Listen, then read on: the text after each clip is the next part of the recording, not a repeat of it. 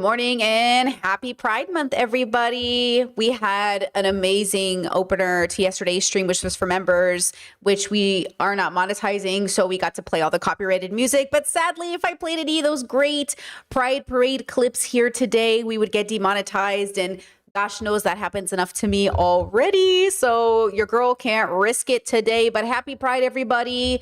Happy to have you here. Happy to have you a part of the community, whether you're LGBTQIA or not, you are welcomed. But with that said, shout out to my queer girlies. Happy to have you here. Today's topic is going to be about getting men out of politics. Just like we want to get money out of politics. Get them out, girls. But on a more serious note, we're going to talk about patriarchy. And I think it's going to be good. We did this really great 7-hour stream yesterday, which was ridiculous, but we were prepping because my community knows anytime I talk about these boys, we get bombarded.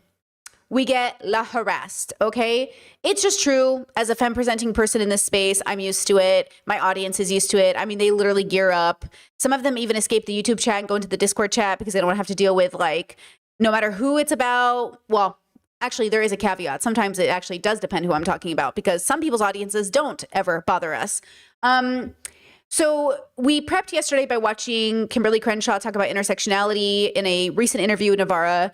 And that was great. Ash did a great job. It was a great conversation.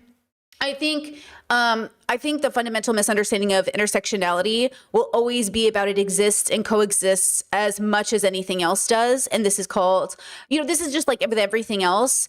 While there's something horrible happening in the world, there's also something happening in your home. While there's something happening, this is why we don't play games about suffering. We just say them, kind of name it for what it is. That some people have it a little differently / harder, depending on where they fall on that intersection. And even while saying that, those people can be in positions of privilege. We could argue, Kimberly shares this story that kind of brought about this whole idea about intersectionality was because she works in law, was this situation where the courts, they had an ability to understand how to sue a company that was discriminating against somebody who was Black, and a company a person who was being discriminated at a company who was a woman, but they didn't know how to bring that in front of a judge or in a court about discrimination of being a Black woman. What does being a Black woman have to do with anything? Is it because you're Black or a woman? And it's both, and we've seen this, tried to be explained in a little bit more digestible way on television with TV shows where Blackish even had an episode where this happens, where the mom joins she joins a women's group and she keeps bringing up Black issues, and the white host is like, hey, you keep making everything Black. She's like, well, I'm a Black woman. She goes, yeah, but this is a group for women. And she's like, yeah, but I'm a Black woman. And it's one of those moments where, I think this is just the dilemma when we have these conversations is that, we're all of those things. And at the same time, even living in the USA, you are globally privileged, right? It's hard to tell people who are suffering in the United States that you are privileged globally, but you are.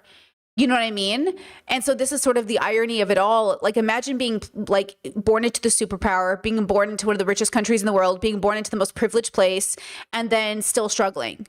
And this is why people are deeply confused about the United States, right? This is why it's such a struggle to kind of understand why the world ends up the way it does. But I think it's patriarchy. Of course, the big three: white supremacy, patriarchy, capitalism. And I think patriarchy is the father of all of these things and pushes these things closer together. I think it's patriarchy and white supremacy work in conjunction, and then they have the capital. But I think whether you're a left or not, you're going to fall into this if you're not deconstructed. So I think as a person on the internet who has a primarily woman audience, right, has a primarily femme presenting audience, at least according to her analytics and her chat, of course, I think it's obviously clear that we have a different perspective, and I do that on purpose. I've been on the internet a long time. I've been involved in politics a long time, and I got out of politics for a reason. And the reason is that, one, it is so male dominated, so patriarchally dominated, even when you're engaging with leftists. And two, they will call themselves a leftist without engaging in the deconstruction of patriarchy. So if being a leftist at its core is being anti-capitalist, then it it kind of follows that you can be an anti-capitalist and a homophobe, an anti-capitalist and an or a racist person, right? And so the dilemma that I find, and I think that a lot of us find, is not that any of these labels ever really express who we are, but that we need a home to express to others who we are. So it's interesting this last week, I've made a bunch of videos about Hasan, but I think what's missing from this conversation is that I'm not making content, right? Like I'm doing a stream and then I'm clipping a stream. So sometimes people will be like, I don't know why you made this video. Okay, well, good thing I didn't make a video. Right? Making a video implies that I sat down and created a piece of art. I'm doing a stream in which I've talked about a lot of things and I'm clipping things so people can find the channel and want to know more. But that's a little bit different. Now, even over on my stream channel, even over on my commentary channel, my Bert Simon channel, where I do make content, people will accuse me of being like, this should have been scripted better. I'm not scripting my content. I'm a commentary channel. I do not make video essays. I'm not making hard hit analyses on anything. I am a philosophy channel that's talking about ethics. I do ethics, right? So it is kind of interesting. Like people go, oh, you're scripting badly. I don't script. Oh, you made this video on stream. So what I'm realizing is happening, we're going to talk about it as we move through this topic, is I don't think the audience understands the medium in which they are getting their information, which is why you're just as illiterate as your boomer parents. Because how do you not understand how a chat stream works versus a curated video versus a video essay versus a radio show versus. And so just like your parents who watch Nick Fuentes talk to Tucker Carlson and go, what a sweet young boy, you need to also, especially if you're a leftist, I don't know why I'm explaining misogyny bad to you, but you need to understand, like, what are you watching from a creator? Are you watching a stream? Well, there's a lower threshold to make a stream, right? This is the whole issue with Cavernacle and FD and BE, which is like, FD said something passing in a stream because it's a stream, and you guys, like, BE's audience ran with it. Bad and Panada's audience ran with it. And FD's like, dude, it was like a stream. Like, do you not have the media literacy to know the difference? Right? And so that's the question today as we have this conversation. And again, I think my audience is incredibly, well, of course, the smartest, the best, the smartest, you know what I mean? I just think my audience is wonderful. And I think one of the reasons it's so wonderful is a big reason is I think it's primarily philosophy-seeking people, primarily femmes, queers, which is deeply important. And I think people who genuinely are sick of moving into these bubbles and realizing, like, it's just still men talking. You know what I mean? It's just still men talking as if they understand, and they keep telling marginalized people to be quiet so they can, quote, move us forward. The same rhetoric marginalized communities have heard time and time and time again. Every violent act has been done by men, orchestrated by patriarchy. And whether you like it or not, whether you know it or not, at the end of the day, the reason the world is so violent is because of men. It is not because of your biological predisposition of being a man. I don't believe in bioessentialism. It's because you've been formed by patriarchy. So that's what we're going to talk about today. Okay. All right. Let's see. Here's what we're going to do. Is there any questions before we get started? Because otherwise, you know what I mean? We're going to jump right into it.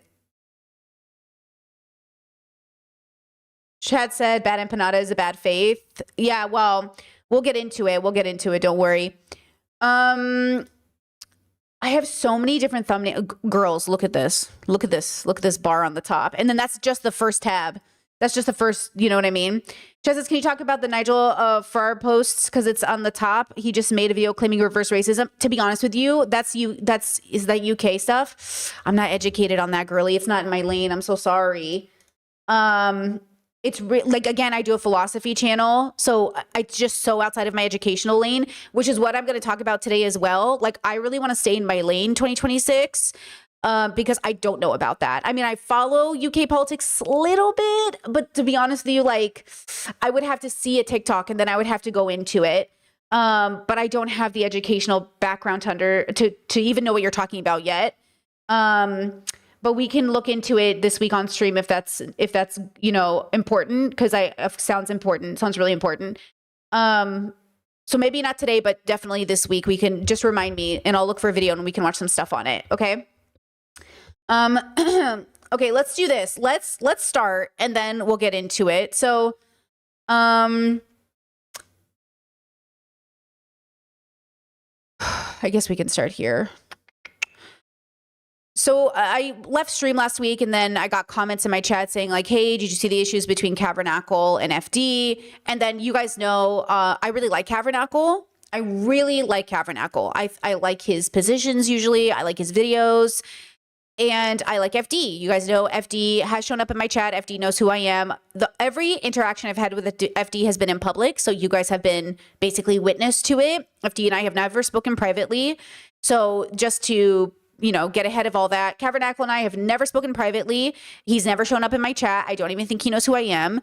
And with that said, I will say that even though I like Cavernacle so much, the one time I made a video being slightly critical of him, I did get deeply harassed. Now, I'm going to define harassment in this context because it needs to be said, this bubble, this context, as small streamer, any streamer, big streamer, but specifically a small streamer with no big name, because that is who I am. I have no big name, even though I'm, you know, a mid-sized YouTuber.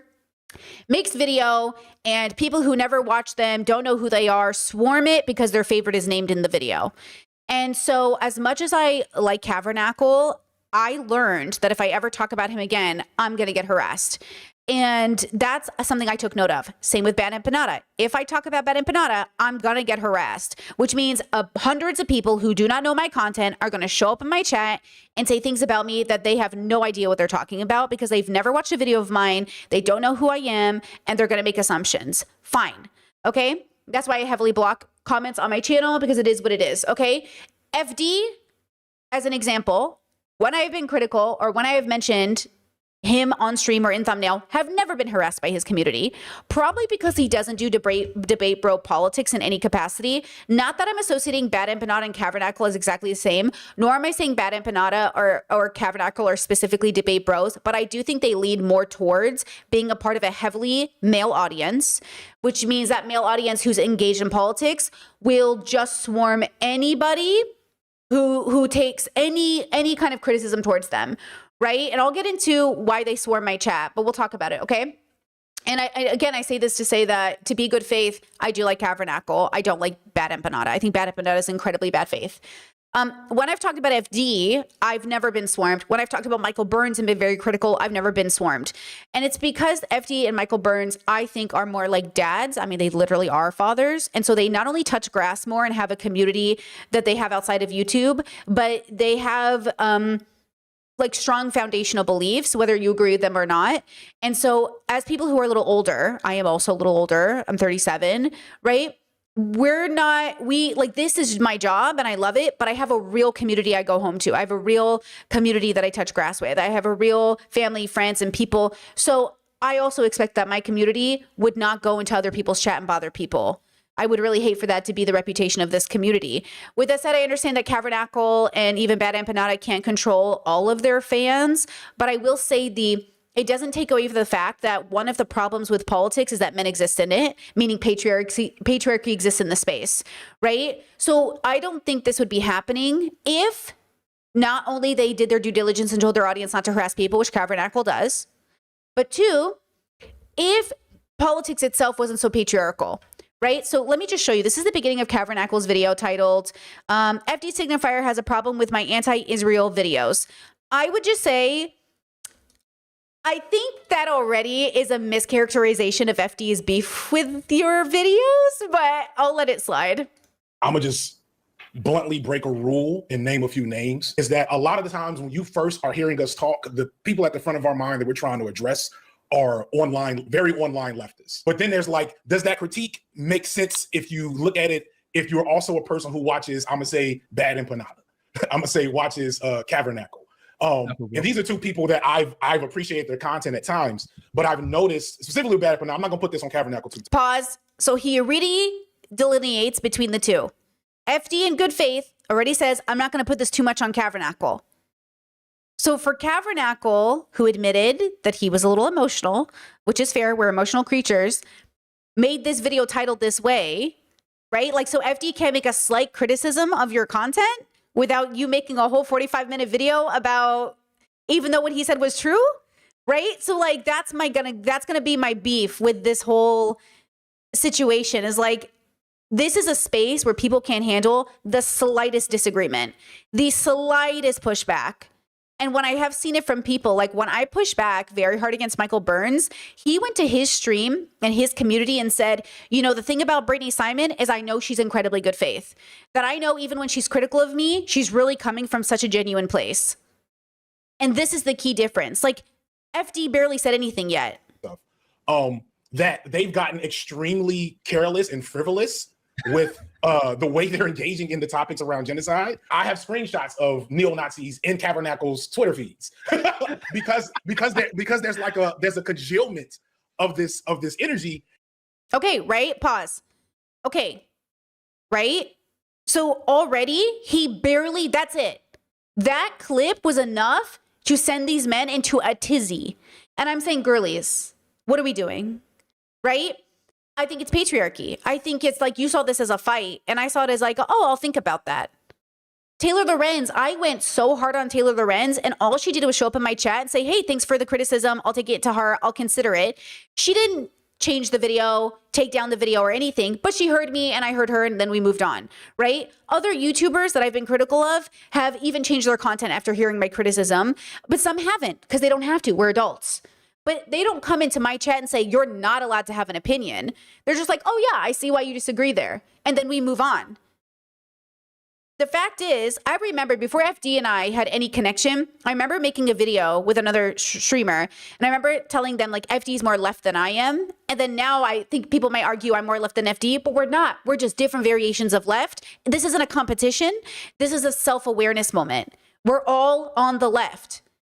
Yes, we can understand that the Democrats are basically Republicans, but no one here is like a Democrat.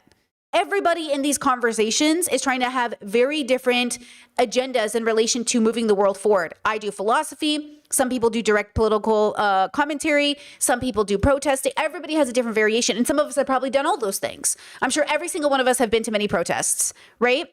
I'm sure every single one of us has donated or raised money. I'm sure every single one of us has done a lot of things, okay? But the fact is, and we're going to talk about this too, with Hassan fans coming into my chat saying you're dividing the left. Oh yes, Brittany Simon and the 100,000 sub channel who gets 5,000 views a video, definitely dividing the left. Definitely. You know what I mean? Like, please be serious. Okay, we're going to talk about that today. But why was this enough criticism for Tabernacle to feel so upset about it? Right? Like, what did FD even say? That, you know what I'm saying? And now you guys know that FD did go after Bad Empanada in a harsher way because he separated the two. See how he went after Bad Empanada harsher than Tabernacle? Now here's Tabernacle's response to that. Wonder how they feel about this, he says. More traditional fascists still hate This is an older video. Jewish people more than any other group.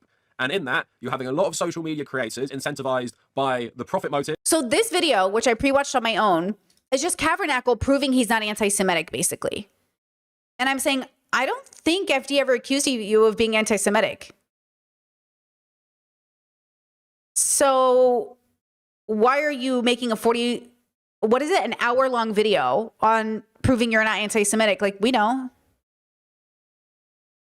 Like, that wasn't the question. The issue FD laid at you was that the way you create media and the way you engage online and the way that you have conversations on Twitter facilitate and bring in people off the internet who are negative. And the question is, should we change the way we talk to have better conversations? Now, to be fair to Tabernacle, and that's how I heard FD, to be fair to Tabernacle, here's another clip that he shows. Side right now, and then they don't actually know much about what they're talking about, so they have the reactionary impulse. For example, FD Signify said he didn't know much about it to Noah Sampson on the first stream he did. Also, it says he wasn't really paying attention after October 7th. I learned a lot from your first, Ethan video, right? Like I'm sure a lot of people did. Like there was a lot of, that was a perfect use of the platform for, like that was a perfect execution. You perfectly executed that maneuver. It's like, look, I know what people are going to click for, and I know what I want them to get. And so I know how to maneuver those two things in. And so like, I have not followed what's going on super closely. And I'm one of many people that really barely knew about, like, I knew enough about what was happening in Palestine to know who the good guys and the bad guys were, right? But like very little about the full like breadth of the problem, you know, before October 7th. And since then I've learned a lot more, but even still, it's not become something that I'm following super closely. And so when you drop something like that, and I catch all those updates and like these different things, I'm like, oh, this is actually an excellent piece of like media. This is an excellent piece of media as a weapon. Fair to say that Palestine and Israel is a topic that FD Signifier is fairly ignorant on, right? And again, he hasn't used much of his platform to advocate for Palestine, or even, in my opinion, done much to fight against anti-Semitism on his platform. That's why it does feel bizarre to me personally. He does feel emboldened to call people like me out, despite the fact that I've used my platform for both of those things far more than he has. And it's not a competition. People will take this wrong. And I can already see the comments. Oh, but that's just not what he talks about on his channel.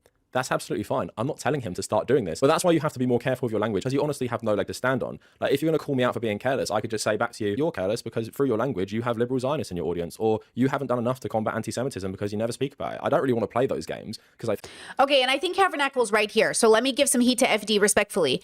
I think one of the dilemmas that FD often finds himself in is that he does sometimes comment on things where I'm like, he doesn't quite know all of the beef. And he even said that on my own channel when I said sometimes FD does, he does this thing where he approves of Hassan's behavior. And then Hassan props it up as proof that a black man approves of his behavior, even if it's anti-black people.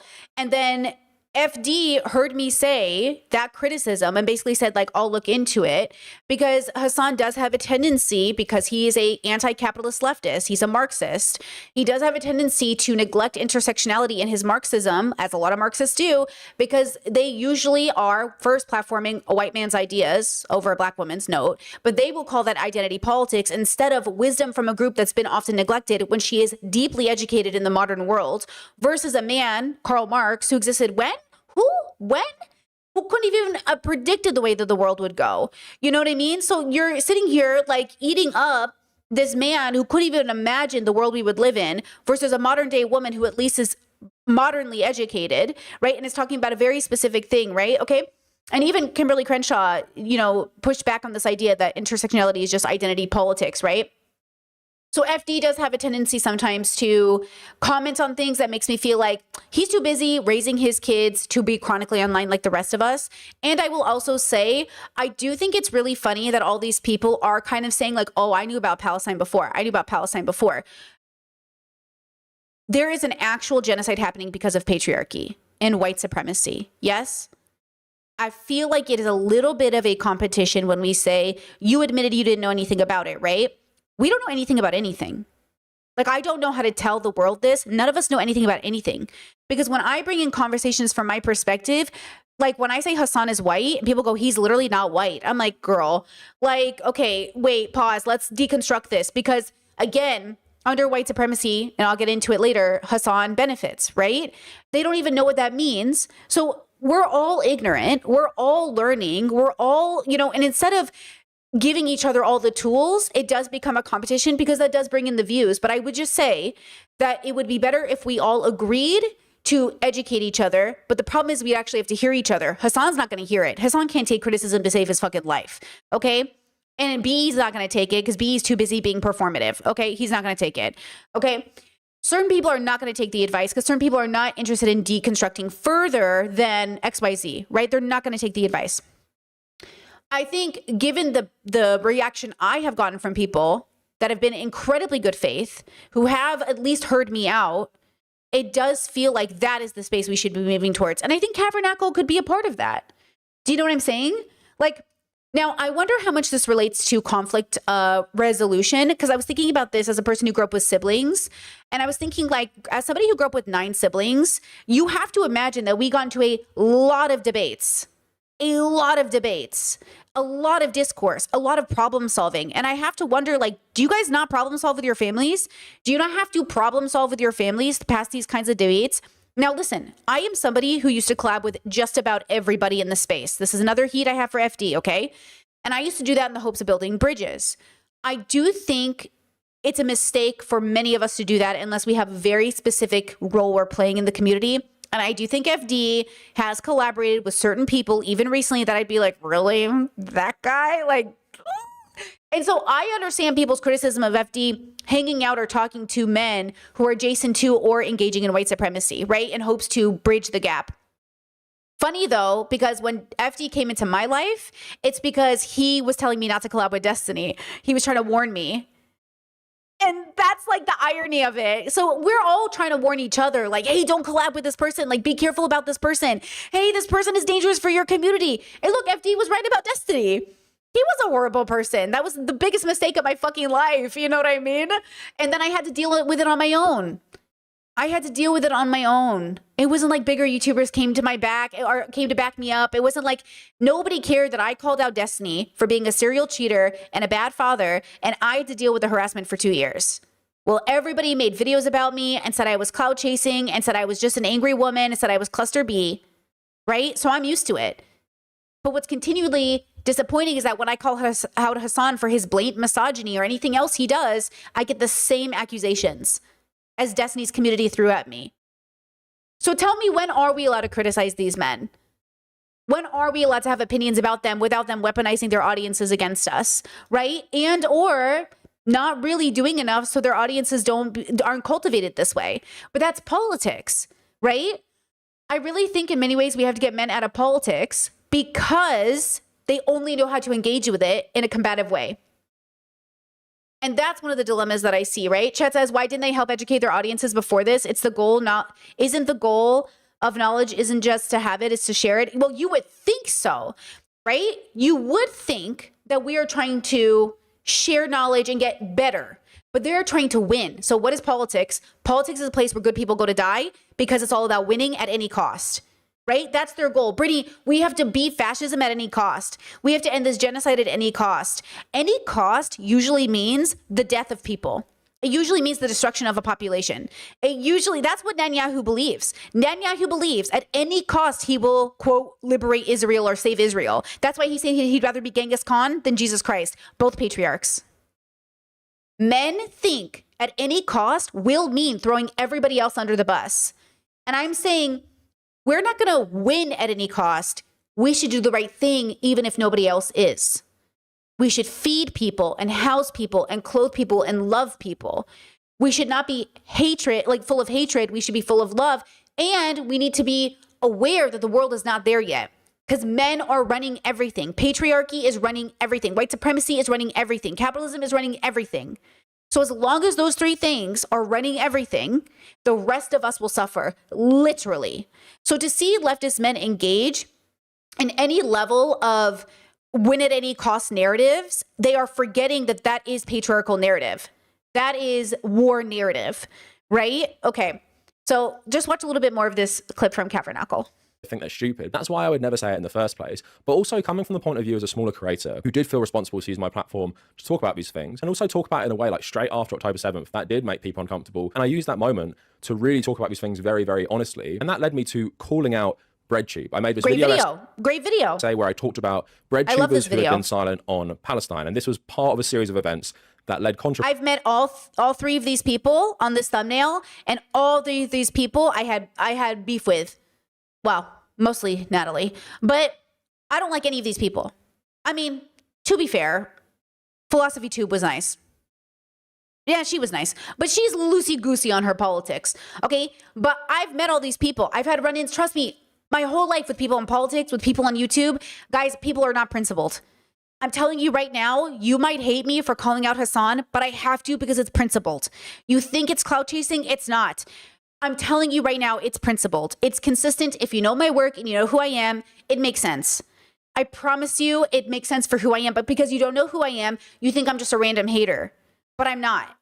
Because every time I've had beef with any creator, and it's not even real beef, it's just like, hey, I don't think you should do that. That doesn't make sense with leftist philosophy, politics, consent, informed consent. Like, this doesn't make sense to engage in fat phobia or, racism or anything to pwn the left, or to pwn the right. Like, you can't engage in racism to show racists that they're racists. And people are like, oh, you're so sensitive, you're so strict, too woke, da da da da. points to basically come out as some sort of liberal Zionist, which I speculate in the video was part of her silence on this stuff. But people took this video wrong, and this video actually made a lot of people really mad, and they basically thought it was some sort of drama video. But half of that video is spent of me analyzing the leftist space these people created on YouTube and how we've kind of moved past the need for them, because when something's so terrible, like there are... And yeah, and just to be slightly critical of FD here, is that I do think, and I agree that FD, he is with the Nebula people, and that is a very specific group of people. And yes, that's why I say I agree with Cavernacle's like politics, right? I genuinely like really like his content, and still, right? So FD tends to be friends with everybody, which is sounds good if this was 2007 politics, right? Even sounds good if this was 2019 politics, but this is 2026 politics. And to be honest, like, we're not close like that. That's the other problem with these spaces, is like none of us are actually, for the most part, real friends. So then we're kind of, our reputation is being kind of tarnished by these people who are not actually our friends. And even if they were our friends, that would make us need to call them out 10 times more. Because now they're our friends. Now you might say, why are you friends with these people? Because there's a difference between having a close sibling and a loved family member. Like, I love my family, they're MAGA. I'm not gonna stop talking to them because they're MAGA, right? If anything, I'm gonna do the work to try to get through to them because I love them, without promoting or platforming them like some people, the necessary conversation, who obviously, subjects all of us to his parents' horrible, bigoted ideas, right? So when we have these conversations about showing up in a world better than the world is, listen, I'm telling you right now, the world will always be this way. You cannot change it because you cannot change people. They have to want to change. You cannot engage in the same philosophical evil in the world and then go, why isn't anything changing? That's what I had to radically accept about the world. 8 billion people on the planet, and you think these 15 YouTubers are main characters? 8 billion people on the planet, you think Hassan's the most important person? Hell, 8 billion people on the planet, and you think even some of these politicians are that, we're all responsible for how the world is. All of us. No one is exempt from responsibility. Not one single one of us. And that's what I'm saying, right? Chad says, I want to hear what you're saying, and come on. Well, you tell me, right? How do you make a decision on how to be a good person every day? Why do you decide every day not to shoot somebody or not to stab anybody, unless you are doing those things? Why do you decide every day not to throw a slur at somebody? What keeps you from doing those things? Because there is no God. There is no objective morality. Why make the decision to help people? Why do you even do that? Right? You said, oh, I meant an ad. Come on. Oh, ad. Like there's an ad? Wait, but an ad came on? Oh, an ad came on. Oh, I want to hear you, but an ad came on. I'm sorry, girly. See how easily that could have been like, oh my God, the worst thing that ever happened. Thank you for clarifying. That's so funny. I read that so wrong. Okay. Sorry about the ad coming on. So when we're having these conversations, it's multi-layered, right? We're dealing with our personal life, our singular life, our community life, our government life, our global life, right? Thank you. Everybody laugh at that. Laugh how cute our community is. We're so funny. We're so funny. We're so human, huh? Okay. Chad said, what's your advice for someone trying to deconstruct with her family and the family taking it as aggressive or like she's mentally ill? Open with boundaries. Open with boundaries. Open with boundaries. Open with boundaries. I'm telling you right now, it's the hardest thing you'll ever do, but you open with boundaries. Okay? That's it. Like, open with boundaries. That's what it is. And even with my family, I could go on a rant and derail for a second, but I won't. But let me just tell you, it is hard.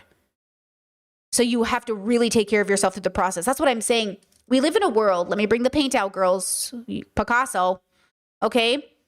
We live in a world, and this is why I say these boys are not helping, where like the boys think like this is the center of the universe and this is politics. Okay? And this is you and this is your family life. All of it matters. You cannot do one without the other. All of it matters. There are people who will literally tell you to screw over your family and to love your politics more. How fucked up of a world is that? That we will fuck over our own family to engage in politics more. All of it is important. And that's the problem with patriarchy and politics. It's like, oh, let me distract you with this thing. But also the bad people are going to do bad people things. But I think the thing that I'm challenging everyone to understand is like, we're all bad people. We're all bad people who are also good people. I think the dilemma is Nazis are walking around thinking they're good people. Racists are walking around thinking they're good people. And I'm saying, like, you're bad people, but also so am I, so are you. Now, somebody might clip this and say, so Brittany agrees she's a bad person. We're all bad people and we're all good people. They both things have to be true, which is why we don't pick and choose who we save from a genocide. So all those people that are trying to pinkwash the genocide, oh, how could you save these people? These people are homophobic. Because we don't ask questions before we save people from genocide. Just like I don't ask you questions before I feed you, which is why I think it's really bad for US Americans to say, who'd you vote for before I care that you were kidnapped by ICE? It doesn't matter. ICE can't kidnap people. So again, if you care about Palestine, you have to care about Trump voters being picked up by ICE. If you care about Trump voters being picked up by ICE, you have to care about Palestine. Because it's about caring about people unjustly being genocided, wiped off the map. We're watching Israel in real time change the map. And this isn't new. This is the history of patriarchy, white supremacy, and capitalism. This is colonization. This is what it is. This is colonialism. This is time and time again, every time that's ever happened. Every minority group is told to be quiet, so the good people can move the movement forward. And we got to stop engaging in these things. Now, let me show you this clip because it goes into the issue I had with Tabernacle's audience. Our own governments taking part in a genocide, and they all stay silent because they're too afraid to lose their audiences and stuff like that. We've moved past the need for creative. Oh, sorry. Let me just say this about FD. I think Tabernacle doesn't understand that FD's a dad and that he makes a living being a creative. And he's taking care of, I think, multiple children and possibly even two that aren't his own. I don't know if FD ever had to adopt his cousin's children, but FD can't run the risk of being demonetized. I shared this yesterday with my chat, but on my Anita video, the woman who was killed at the Tim Hortons, I made $6. $6. Now imagine I had kids to feed. So every time I talk about Palestine, guys, I get demonetized. I completely lose revenue, right? Now take a dad who does a video essay channel, a dad who has a family, and you're saying, oh, he doesn't talk about the genocide enough, even though he mentions it almost every video. He doesn't do full-scale videos on it because he doesn't have the money. Noah Samson, at a time, even had the chance to live with his parents, from my understanding of the time when he was primarily making those Palestine videos. Noah Samson could, because he doesn't have a family or children, move in with his parents to make Palestine videos because, okay? So you cannot ask FD Signifier, who is a family man, okay? You cannot ask school teachers in their district to make TikToks, why aren't you talking about this thing more? It's not the same amount of risk. You're acting like we're not also at risk, right? We've seen with Hassan that what you say on the internet can upset the US government. And now you're asking people, a black man in particular, to take the risk. You know what I'm saying? This is why we need intersectionality, because you are not paying attention to saying, like, hello, him criticizing you as a white creator is different than you criticizing him as a black one. Not because of identity politics, but because of how reality works out.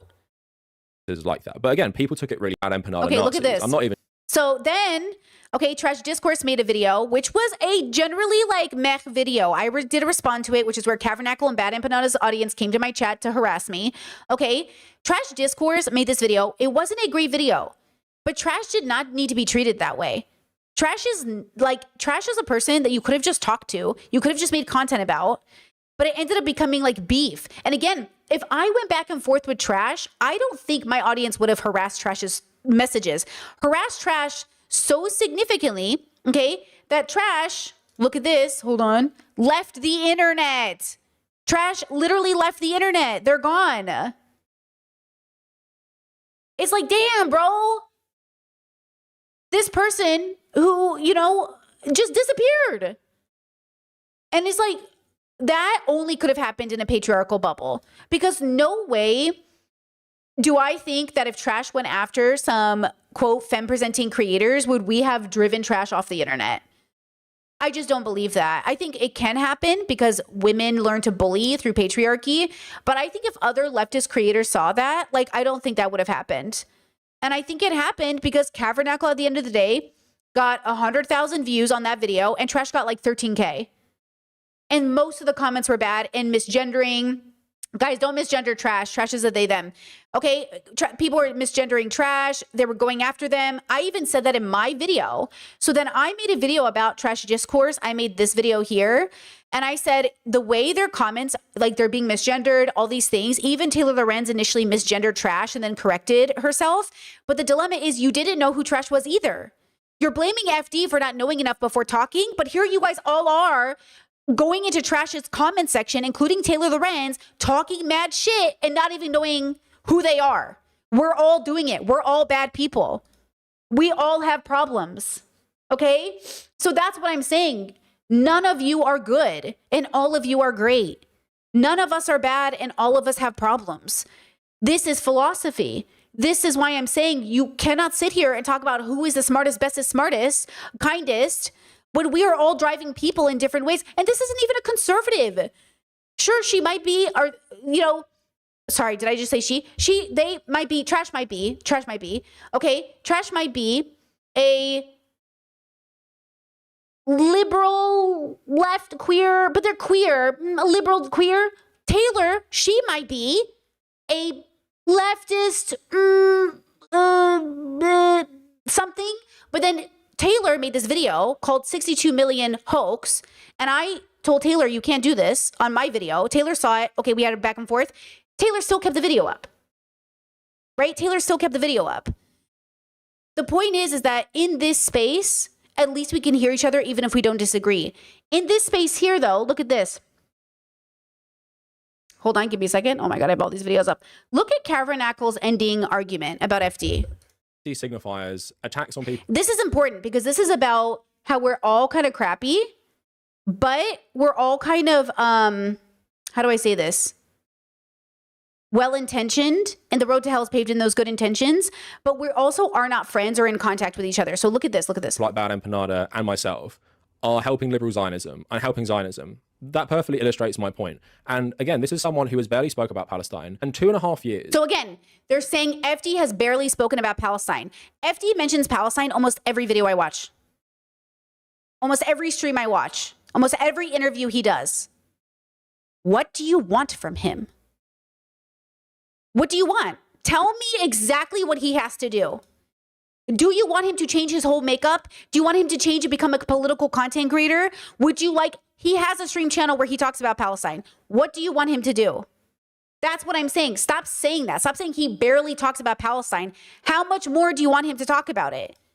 Do you understand the risks that we are facing? Like, do you understand that? And I know that this might be his activism, right? No, let me get this straight. Cavernacle is allowed to say, because I think he said he made 40,000 pounds a year. He is allowed to take this hit because that is his business for his family. You cannot ask the FD to make the same decision when he has children. His responsibility is to his children directly first before anybody else's. And then secondary, we help the world's children. But this is why I say this is patriarchy, because we should be focusing on children anyways. The focus of everything should be kids. There should be no war. You should not be destroying families. Look what's happening in Sudan and Congo, right? Men are coming in droves and kidnapping people's sons, children, babies, and making them into soldiers. We're talking about government entities that are destabilizing countries around the world. And there's all men. And stop going, you know what I would love to see from people is stop going after countries and start going after men. Start really calling out patriarchy. Start saying what it is, but you can't because then you would know you were complicit in it. You are absolutely complicit in the way that you engage in these spaces. After the start of October 7th, he's coming out talking about how it feels funny that white leftists are talking about Jewish supremacy. It's so unserious. And honestly, he should just feel ashamed of himself for even saying this. And I just feel it's so shameless to say this stuff about both of us. Because if you ask Mohammed El Kurd, if you said, look at these three people's YouTube channels. So here's Bad Empanada, here's the Cavernacle, here's the 4 channels FD Signifier has. Now look through their content. And then maybe look through their other social media feeds, look through their Instagrams, look through their Twitter pages. If you asked him, whose profiles are helping Palestine more? Who's he going to say? Now, it's not to say I'm the best ever, and I've spoken about in my videos how I wish I could do more, and I feel so often like helpless to do more. Like me and my girlfriend, we raised money. I've made a lot of content, especially the last month. I've made this content trying to raise awareness, but it feels so ultimately pointless. But I still feel that responsibility because so many of you guys, and I had some nice messages recently, especially this month, you guys don't have a voice, but you've given me a voice and you care about this, right? And I've always cared about it. You care about it. So why would I not talk about this? And I feel in some way, even though I super disagree with how he often reacts, I think Bad Empanada feels a similar way about this. Like someone like FD Signifier. See, it's interesting that he's more good faith to Bad Empanada than to FD Signifier. Why? I really do think, and I mean this in the most respectful way, that a lot of these men, yes, they care about Palestine, but I don't think they really care about Palestine in a way that is rooted in something more embodied. Because again, like, are you coming from a humanitarian perspective, a lived experience, feeling as a father, these children that are dying? Do you care about these people? Like, then you have to care about systems of oppression.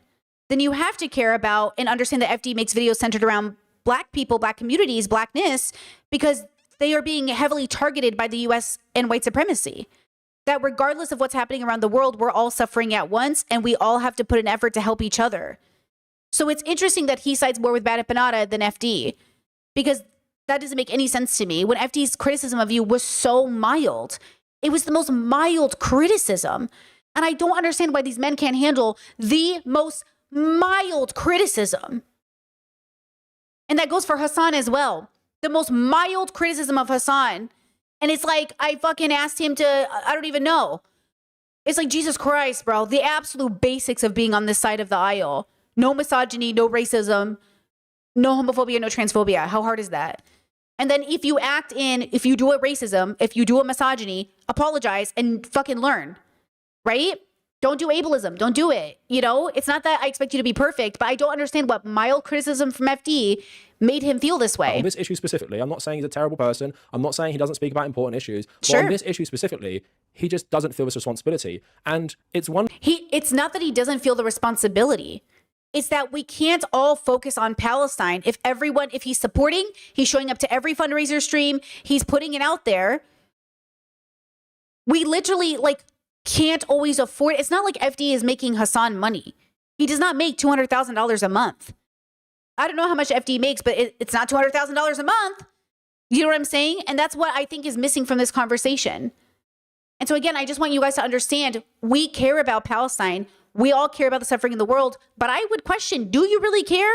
Because you're enacting the same amount of unnecessary harm in this conversation. What's the point of this? What is the point? For some mild criticism? Thing to just not feel responsibility to talk about it. It's another thing to then go after two smaller creators who do feel responsibility about it. And I just find him very... So if you're fighting for the genocide, we can't criticize your work. I keep hearing that from everyone. They said this about Finkelstein. We can't criticize Finkelstein for his transphobia or anything else because he's so promoting Palestine. No, that's not how that works. You don't get to, you know, like Jeffrey Epstein, say, oh, well, I spent all my money doing vaccinations, so it's okay. And now people in the chat will be like, oh, so do you think like Finkelstein's like Epstein? Guys, I swear to you, gotta learn how to compare. I'm saying you don't get to say I'm doing good here, so you don't get to criticize me here. That's not how any of this can ever work ever. Otherwise, we get a Cesar Chavez situation. And that's my dilemma. You have to stop silencing people from criticizing you. If it's valid, take it into consideration. If it's not, move on. But do not sit here and say, I can't believe FD came after me, right? Especially when you said smaller creators, because did you not also go after Trash Discourse, who is a smaller creator compared to you? Because at the end of the day, yes, there's a power difference here, but more than that, are we not adults having this conversation? Ignorant and very cowardly, because if you have an issue with my audience, if you think my audience are going into a way that might be dangerous, we are mutuals in everything. Give me a message. Like, talk to me about this. You have... Okay, again, really awkward if FD slid into my DMs and we've never talked before in that way, even though he's been in my chat and he was like, hey, Britt, maybe you should think about changing this video. That could be very uncomfortable for people. I rarely tell YouTubers how to do their business in DMs. I always say it on stream because I don't know them like that. Because it's just weird. It's a little socially awkward. I'm not saying it's impossible. I'm glad Cavernacle's comfortable with it, but not everybody would appreciate that message. Some people would prefer you just made a video. Some people would prefer you DM'd. It just depends on the person. I personally, like, it just depends on who it is. Honestly, if Bad Empanada DM'd me and had a problem with my thumbnail, just so you know, I would not even, you know what I mean? No, thank you. Absolutely not. Like, there are certain people who, like, why would they DM me? Certain people I respect, sure, right? You have my email. You can message me on Instagram. You can message me on Twitter. You can message me on It's because they've collabed in the past. So in the past, Cavernacle and FD have collabed. Okay? So he's like, why wouldn't FD just reach out to me? For what? The most mild criticism in the whole world? The most mild criticism in the whole world? That's what I'm saying. Why are men on the left so sensitive? Why are you so sensitive? I don't understand. Patriarchy. Thank you, is the answer. Patriarchy. That's why. The most mild criticism. But instead, you go to his podcast and start saying shit like this, trying to discredit me. And also, in your campaign against Bad Empanada, even if you're not saying we're the same, your criticism of him is calling him a Nazi 4chan groiper. You're calling him a 4chan leftist and then throwing me in there as well, right? And although I've defended him on some things, I've outlined in this video how we're not the same. He's criticized me a lot. His fans are unhinged. They're in my mentions as well, criticizing me all the time. I'm not agreeing with him on that stuff. But if you're going to make the critique... Then why wasn't this video, Cavernacle, why wasn't this video... Hey, I've heard FD's criticism. I appreciate him not completely lumping me in with Bad Empanada. I definitely don't like Bad Empanada either. With that said, by the way, Cavernacle lumped himself in with Bad Empanada just now because he said, oh, FD's going after two creators who are fighting for Palestine. So he did associate himself with Bad Empanada. But he could have said, thank you for not lumping me in. I'll take that into consideration and I'll try to mediate. I'm trying my best. You know how it is. It's crazy out here in the streets. And then that would have been like, great, building a bridge. But instead he was like, excuse me? He was like, why didn't you just email me? Like, girl, you know, so that's why the issue here for me is like, you guys are not even trying. FD said nothing, a mild criticism. So when people ask me, what do you think about this? I think men are sensitive and patriarchy is ruining the world. And unless your politics is intersectional and Marxist, it's basically nothing. You're basically not there yet. And it's unfair to everybody who is suffering while you white men figure it out. So when FD threw a criticism at Cavernacle saying a white man speaking on this is crazy, and Cavernacle's like, who cares if I'm white? Exactly. Oh, of my content, stop being lazy, go and watch it. And also, while you're at it, maybe educate yourself better on anti-Semitism and Palestine and stop tone policing the left and stop hiding behind identity politics. It doesn't fucking matter that we're both white. Like, it really doesn't. Are you seriously going to say we can't say this stuff because we're white people? But that's what I mean. Like, he's uncomfortable because we're white people, and white people are the historic oppressors of Jews, right? So now we're saying Jewish supremacy. That must mean we have some sort of like Nazi particles flying around, not that we're just calling a spade a spade. Like Mohammed El Kurd said, it's not his fault. It's not his fault they waved the Star of David. It's not his fault they base so much of their apartheid law on the Torah. It's not his fault. And it's not any individual Jew's fault. We're not blaming all Jews the same way he doesn't. If a Jew is against the state of Israel, that is another... FDE never said any of that though. You know what I mean? Like, there you are saying, what does it matter for white? If you don't care about the intersectionality, the reality of it, it can matter. Now, I'll talk about this in a second about my own whiteness, because I will say Hassan fans who said a white woman can't be criticizing Hassan, oh, you guys are wrong. You guys are deeply wrong. Because I'm West Asian and so is Hassan. We are the same type of white.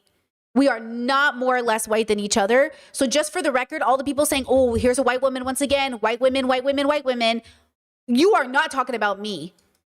You cannot be talking about me. When West Asians come out blonde, blue-eyed, red hair, white skin, you are not talking about me right now.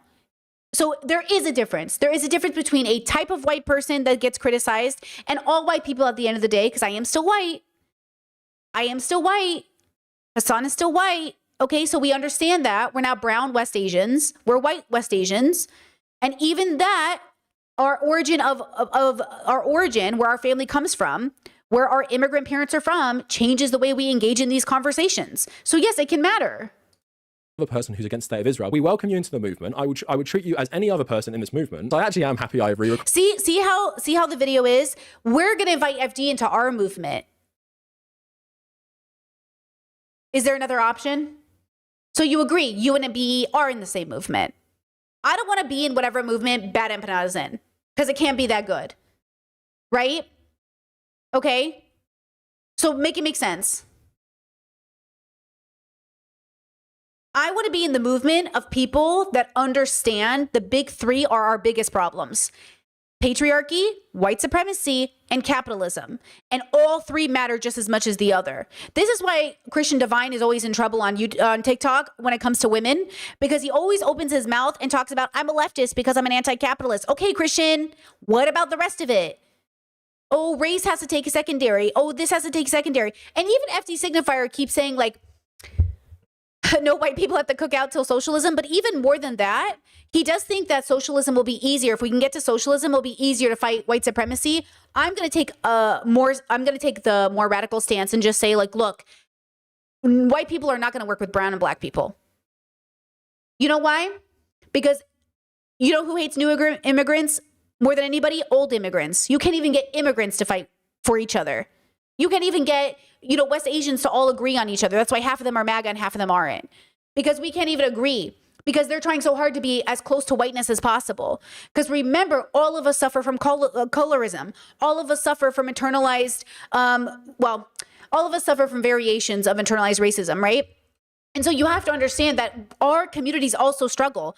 People of color also struggle. Black and brown people also struggle with homophobia and transphobia. This is a universal global problem, and it heavily stems from patriarchy and white supremacy, because a lot of indigenous, a lot of older cultures did have variations of gender expression, and patriarchy plus capitalism plus white supremacy came in and disrupted those people, right? So we know that in pockets of the world, they were existing in gender fluid spaces, right?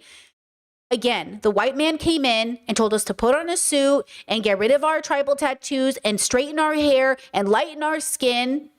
And it wasn't ever good enough for them. It doesn't matter how much you erase your heritage, how much you straighten your hair, you're never going to be them. And they will remind you every damn fucking day.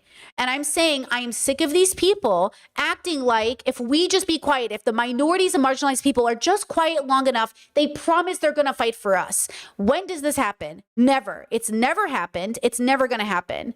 So am I disappointed that Cavernacle acted this way to slate criticism? Yes. Am I surprised? No. He is, after all, a white man. I don't know how much work he is doing to deconstruct in this situation why the dialogue went the way that it did, but it went the way that it did for a reason. And the fact that he doesn't understand why FD has said that thing about his whiteness is the part that tells me he hasn't deconstructed his whiteness. Now, Cavernacle does make a move on patriarchy. He talks a lot about deconstructing his own issues and unlearning a lot of his misogyny, which I appreciate. And yet here we are. Now, I'll give you another example because I've been watching a lot of Deculturation as well. That's the one in the bottom right corner. Okay. And Deculturation, I do like him, but he even says he works on a lot of his bad habits as well. And I will say he sometimes gives patriarchy a lot. Like, he is still a man, and so he acts sort of in that manness. But I will say that, again, he does call himself out, which I like. So then as a femme presenting person, I feel comfortable watching him still.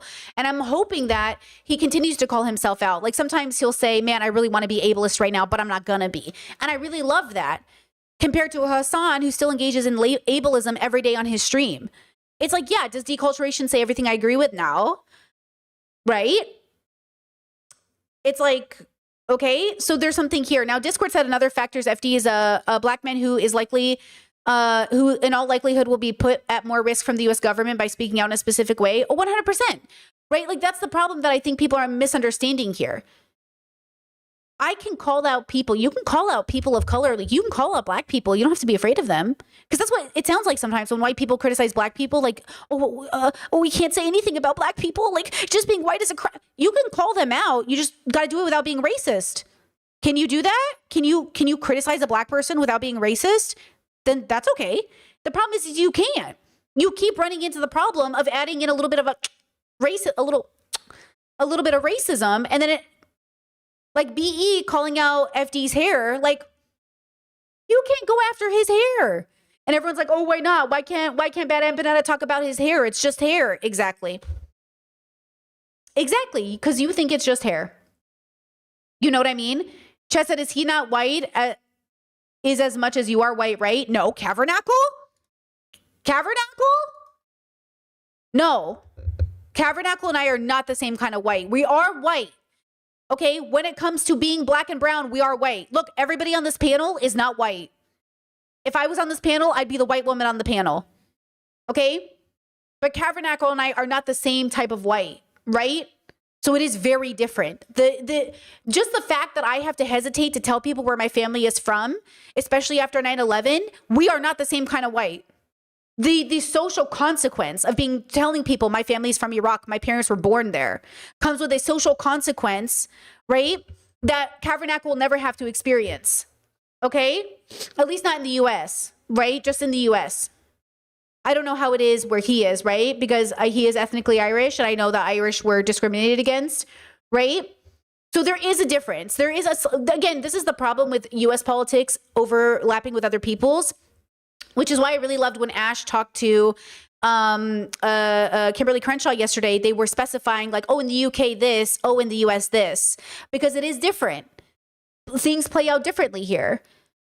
Right? Okay, so now let me show you this. Okay, so that's my main beef with the Kavernacle FD discourse. But I will say, and this is important, that this is all connected to patriarchy. And now I do believe, and I said this yesterday on the stream, that if literally all the men in the world sat back and let all the women take over, I do think within like a decade, everything would be chill. Because I think that if the women who have deconstructed away from patriarchy and aren't busy uplifting their white Nazi husbands actually got together and said, okay, how do we feed the kids? We would figure it out. Because when women get together and their focus is on children and the vulnerable, we get shit done. When our focus is on men, dating, money, surviving under patriarchy, that's when shit gets messy. Women who uphold patriarchy are the women we have problems with. Women who uphold white supremacy are the women we have problems with. The women who uphold, capitalism, girl bossing are the people we have problems with. But if we engage with women, because we've already been tasked with this for so many years under patriarchy, we know how to care for kids. We know how to feed people. We know how to do everything. But men, all they know how to do is fight fucking people. All they know how to do is kill people. And I'm saying, you guys got to really unlearn that, because it's killing all of us. It's literally killing all of us. It's killing all of us. Now, I want to just go to FD's stream. You probably saw this clip already. He is going over the bad empanada crashing the stream to argue with him. And I just want to cover this about tone policing, because this is very important. Okay, wait, let me make sure this is the right clip. No, this is the clip. Here he is calling my desire for him not to use Nazi hate speech tone policing. And I've seen this from him and his fans as I've monitored things the last few days. They keep saying, why are you tone policing me when a genocide is happening?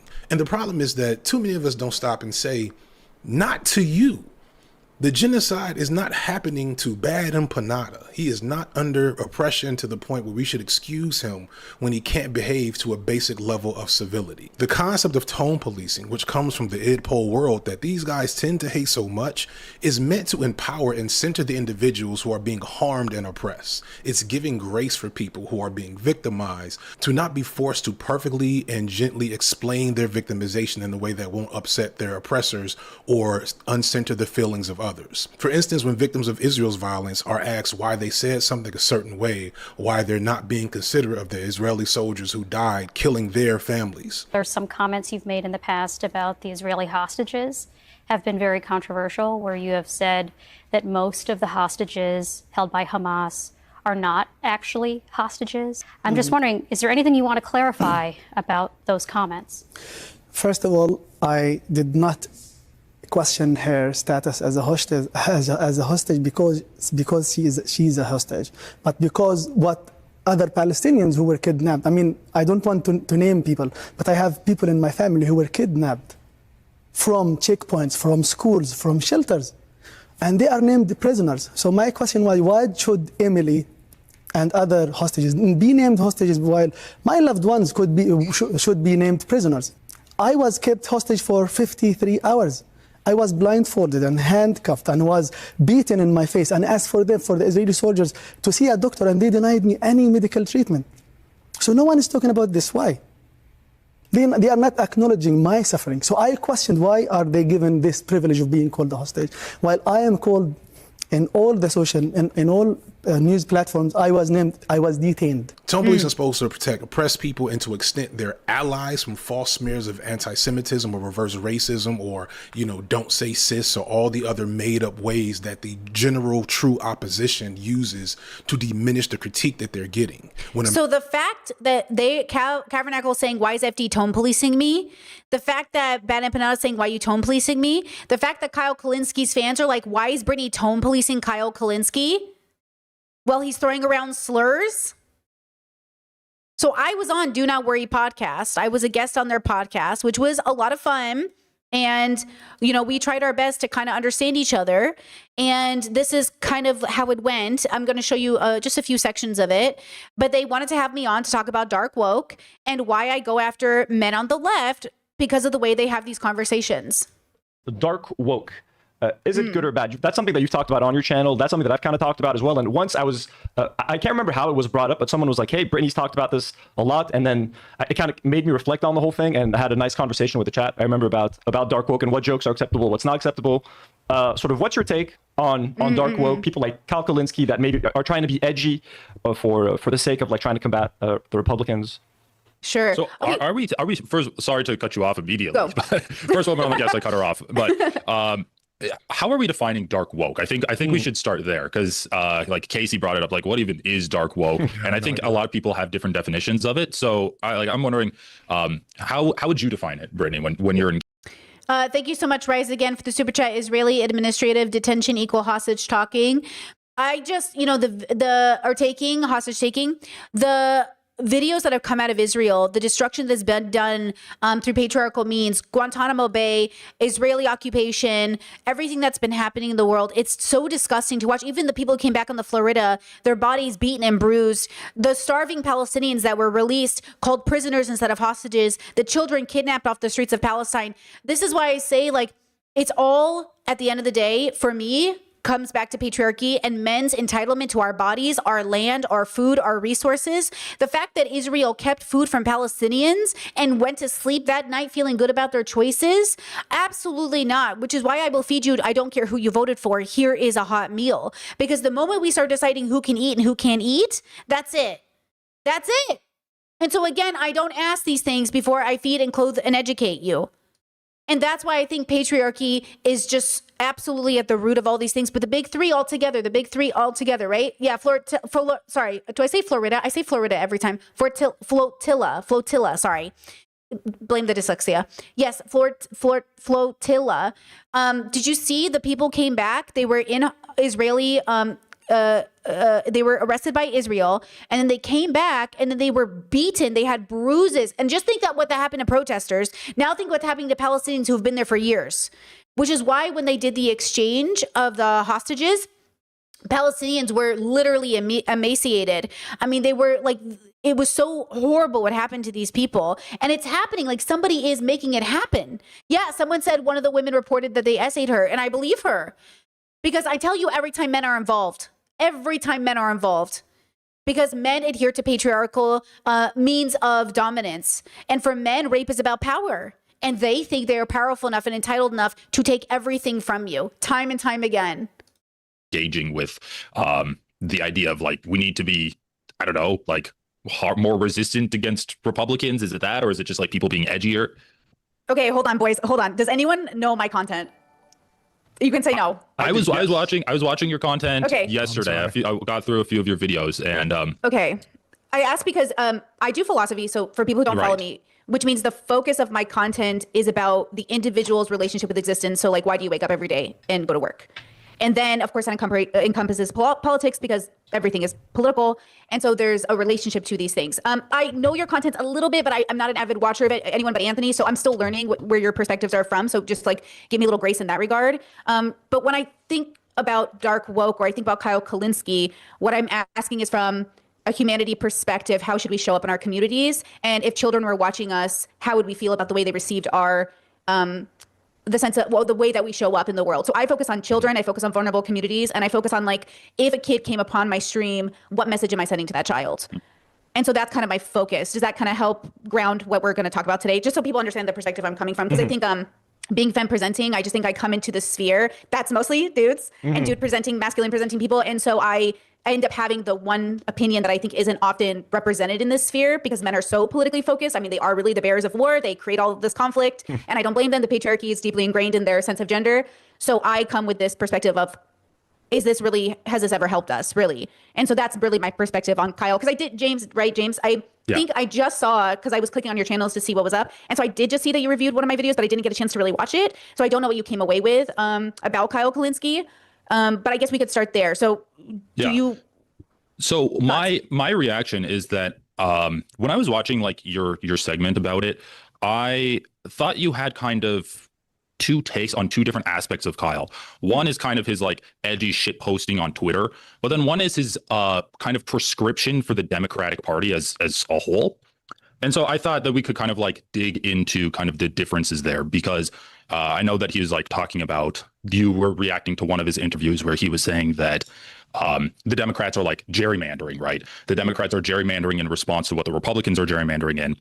And I thought that you kind of ascribed his like shit posting nature on Twitter to more Democratic resistance as a party tactic, like as a political tactic.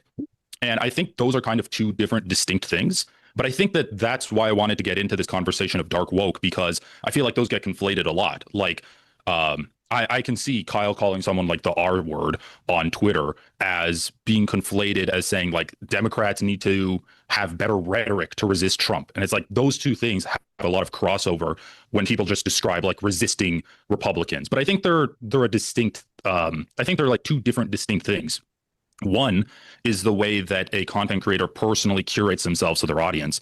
And I know for a fact Kyle is in kind of that like millennial edgy type of vein of content creator where he tries to appeal to more like, I wouldn't even say he tries to appeal to, but he does appeal to a lot of more like politically homeless people, but they have that grew up calling people like gay and R-worded and stuff like that. And I know that's like a personal appeal, but then I also think that there's a difference between him being like, we can't do the whole when they go low, we go high thing, when we're seeing that we're seeing that idea is not working right now. And the perfect example is like the gerrymandering battle that's going on in all of these different red states and blue states. I think the idea of like when they go low, we go high can be applied both to being edgy online, but also using political tools to try to achieve your political goals. It can be applied. Okay, I really like James, but man, he went on for a long time, isn't he? And then I have to pay attention to everything he's saying and like find a way to respond. But notice how it's all political, which I'm going to say to him. I'm going to say like, you see how you're asking me political questions? I do philosophy. I'm talking about ethics. I'm talking about what you should do, right or wrong. Now, Chad says, does Kyle say the R word? I've never heard that. This is the problem that a lot of people have on the internet, which I don't blame you for. But not only does he say the R word, but he uses the B word at women. He engages in dark work tactics. I mean, Chad was saying even Hassan still uses leotard, which I'm like, that's just the R word. That's just the R word, you know? And I'm saying all these men are not changing, but most of the femme presenting people in the space try their best to change. And yes, a lot of the men in the space do, but none of the biggest creators. The biggest creators are not changing their rhetoric. They are not actually doing it, right? And I'm saying, how are the biggest guys with the most influence not the first ones to say, let's be better, right? And it's because they don't have to, okay? And when we have these conversations, the problem is like, I know it's happening, but they don't. So like, if you're not paying attention, you know what I mean? Chet said, he said the B word at exactly one woman on one occasion. Note to self. Do I have the permission? So can I call somebody a slur at once, as long as it's only one time? Okay, I'll put that in my back pocket for later. I can't wait till a minority pisses me off so I can throw one at them. Is that what you're saying? Is that are you giving me the slur pass? Is that your argumentation? Okay, noted. I'll use that. Somebody say something to me on social media so I can use it. Fast. I'm eager to use it. I can't wait. I hope it's really a minority amongst minorities too. I hope it's a really specific intersection of minority so I could really use it for a good reason, you know? The point is that this isn't a justification, you know what I mean? But see how easily it comes to us? Okay, so this goes into everything else we've been talking about. This goes into the patriarchy of it all. Now, let me just show you this before we get into this next segment as it relates, because, you know, Kat Black and I, sometimes she says things and I'm like, that's 100% it. This video, I felt so deeply inside me when Kat Black said this.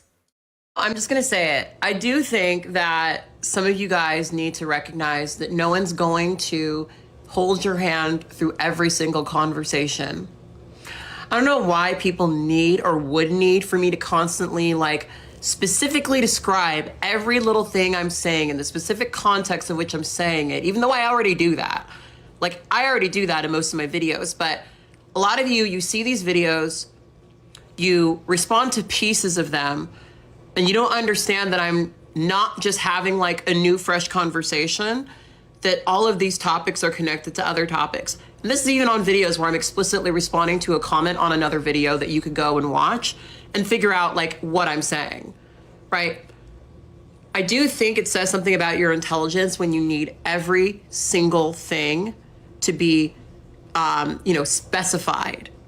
And I'm only bringing up intelligence because a lot of you guys are commenting on these posts like I don't have any, right? So if we're gonna have this like conversation about intelligence, you need to learn a bit about context, right?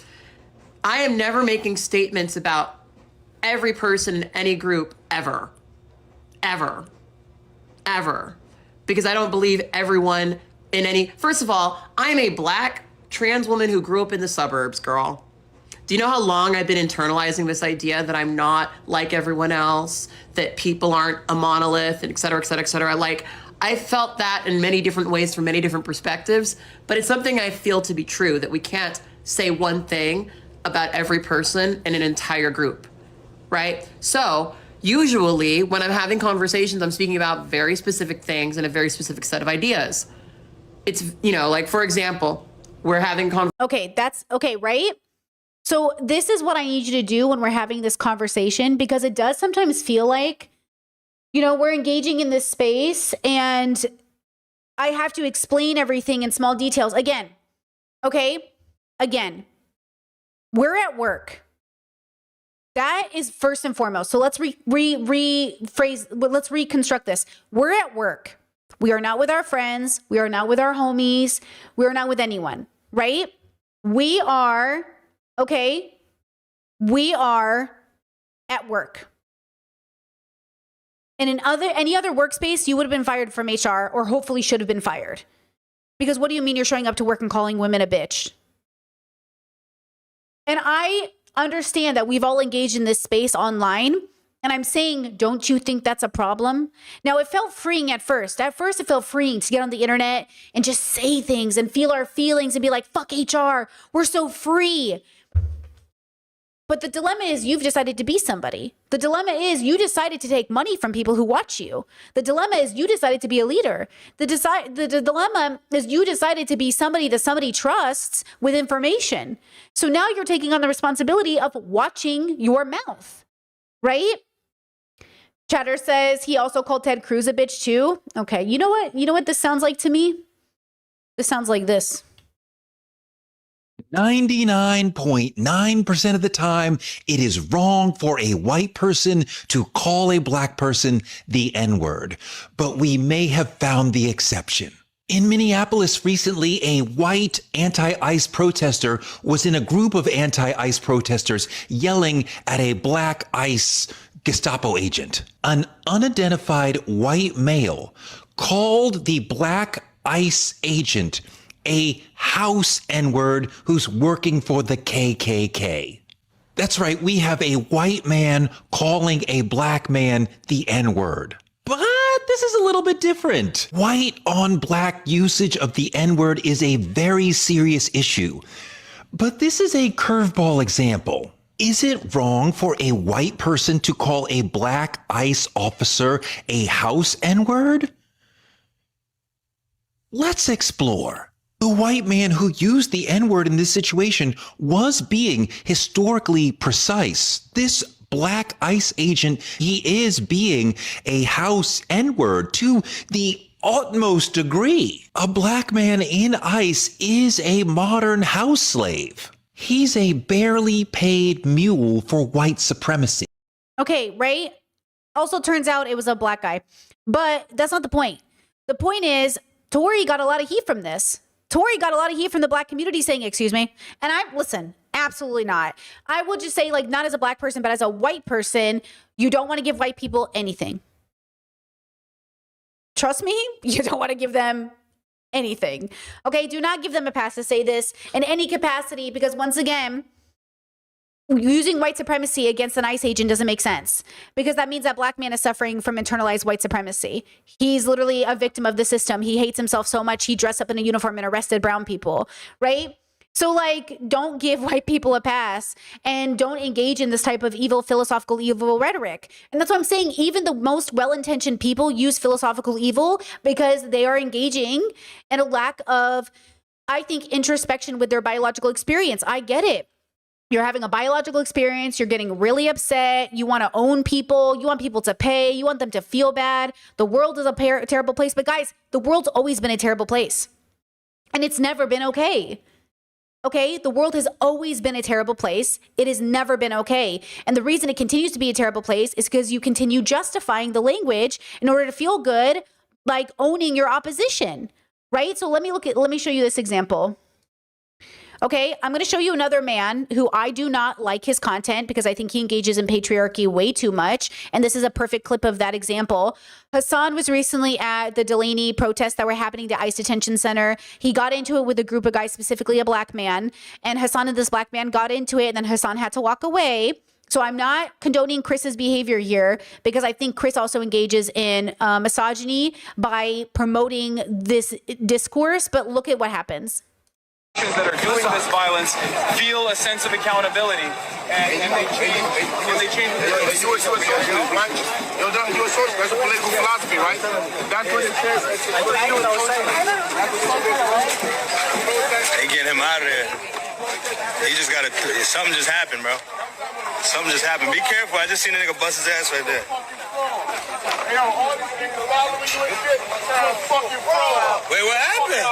What happened that quick? What happened? He's a fucking fraud. He don't know what the fuck he's talking about. People follow him because he got money. Yeah. Look at him running. You don't know what the fuck he's talking about.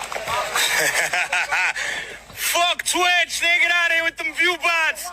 You view botting pussy. The fuck out of here. You view botting bitch. The fuck out of here, nigga.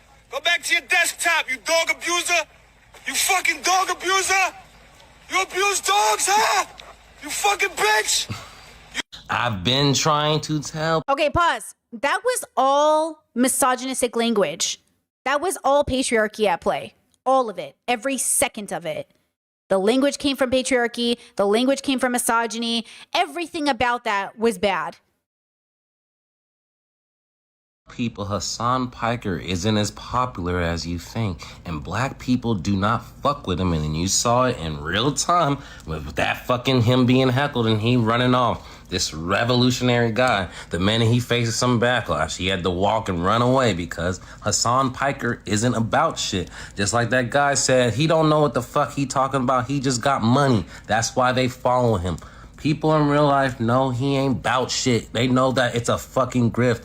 They know Hassan as a racist, dog-abusing, nepo baby, grifting motherfucker. So for all you Hassan Piker fans online, we keep trying to tell you he is not as popular as you think he is. And he saw it yesterday in real time when he was heckled so much that he had to leave the fucking protest. Okay, so again, all these men are doing is they're obsessed with being the top dog. And I'm saying this is misogyny and patriarchy at play. There's a lot of layers to it, yes, because they're a black man and Hassan's a West Asian man and there's a whole thing. But generally, this is patriarchal rhetoric that they're engaging at the expense of who? This place made it unsafe. Men in crowds raising voices, automatically unsafe for femme people, definitely unsafe for trans people, definitely unsafe for queer people, right? So now you've only made a space that's safe for you. And now you're still escalating. All of you are escalating. Hassan with his posse, you with your posse, and then you're beefing like his fucking West Side Story over here. You know what I'm saying? I'm saying, how is this conducive with any of our goals? And so when people say like, oh, Brittany Simon's fracturing the left, she's creating an issue in the left because she's highlighting Hassan Piker and Sarvos's misogyny, This is what I'm saying. I'm sorry, is this the left you want me to be a part of? Oh, I'm sure my 5'1" booty is going to feel really comfortable in this space with you guys. Thanks for inviting me, I guess. Yeah, definitely going to feel safe with a bunch of men yelling at each other. You know what I'm saying? And this is why I say, like, all these men who go to protest just to fight each other, like, you're not fighting for me. You're not. You're fighting for me as much as American soldiers are fighting for me. You sound like my religious conservative parents. Don't talk bad about the troops. They're fighting for your freedoms. You know what? You can stop. Thank you. Anyway, this woman, I would be shocked if she's not playing an angle, right? You I think suspect, she in her soul thinks who knows? Like, I suspect. I want to believe that. You want to believe? I want to believe wow. that she's woke. I want to believe. You're pathetic. This is how you're gonna end up in jail, bro. She's gonna be like, so tell me, Hassan, about all that cool stuff you were doing in Cuba. She's gonna have the fucking. She's gonna have the wire in her pussy. Bro, that's so funny. That's what people are reclaiming because the subpoena came right after. The subpoena came right after she was here. Hey, talk into my pussy about what kind of illegal stuff you did in Cuba. Oh my god. It's crazy. I disavow this. I disavow. This is gonna be. I think she's changed. I hope so, and it is funny that she's talking shit about Elon, of course. Yeah, I mean, I'm gonna. You ready? Of course. Are you ready, chat? Yeah. Okay, chat, you said my only final statement is Brittany had said Kyle Klinsky is no different than conservatives because he said the word bitch. I just don't think that's fair. Sorry, no different. If a leftist rapes a woman and a conservative rapes a woman, is there a difference? Just so I understand your premise. I'm asking in good faith. Does it matter? Does the leftist rapist get more credibility because their body of work is more? Just to be clear. I'm just trying to understand. Where does the limitation? Right? No. Don't disengage and say rape. We're making a philosophical argumentation. This is a hypothetical meant to challenge your premise. You made a claim. Okay? I'm saying challenge the claim. I'm making a claim based off patriarchy. The intersection of putting women in a threatening position and calling them your savior protector. And I'm saying, what do we need these protectors for when our allies are calling us bitches? Okay? Whether we like it or not, that's still what's happening. So I'm asking you, if a leftist rapes a person and a conservative rapes a person, do they get some sort of like, oh, but they did all this great work? And the reason I ask you is exactly the next part of this conversation. Exactly how many leftist men have been telling women to stay silent on their misogyny and or leading to rape because it would ruin the movement, right? Okay, so you said a rapist is bad no matter what. Their politics barely impacts how bad they are. Where is the line? What does a leftist have to do to be called fucking out? What does a leftist have to do to prove they're a leftist? What is the proof that you're a leftist? What is the goodness of calling yourself a leftist over a conservative? What is the material value of it? What do I get differently between a man who's a leftist and a conservative who's a leftist? If when I'm in space with you, you talk about my pussy. If when I'm in company with you, people think I fucked you. What is the material difference? I want to know. Oh, God. Oh, no. I'm not even going to see it first. Chat's going to see it before I do. I've been sent by Benjamin Netanyahu to get his Twitter. You're What is the? I still don't get the shit. Help me understand what this means. Yeah, Adam. What does that even? I forgot he was in here. He doesn't know what it means. Help me understand what this means. They're just like broing it out together, right? They're broing it out. Now, I understand some of you might not hear me because comparisons, God forbid, I need you to use every brain cell to understand respectfully. Because I went back and forth with this person in my chat. Look at this. Look at how many spoons I gave this human being. And they just couldn't get it to save their life. And then at the end of the conversation, I was like, hey, I'll try to cover this on stream. They go, well, I might not be able to get to stream. So I'm going to need you to answer me in the comments. Girl. They were upset because what happens is people flood my comments from Hassan. And they don't understand where I'm coming from. And they'll ask me a question and assume they'll be like, I'm being very genuine, but your genuine question is like very not genuine in the question, right? And I maybe autistically, linked a video that I thought would clearly express my frustrations with the Hassan parallel, and it didn't. It just triggered the fuck out of people because I forget how much you're not thinking about this and I am, okay?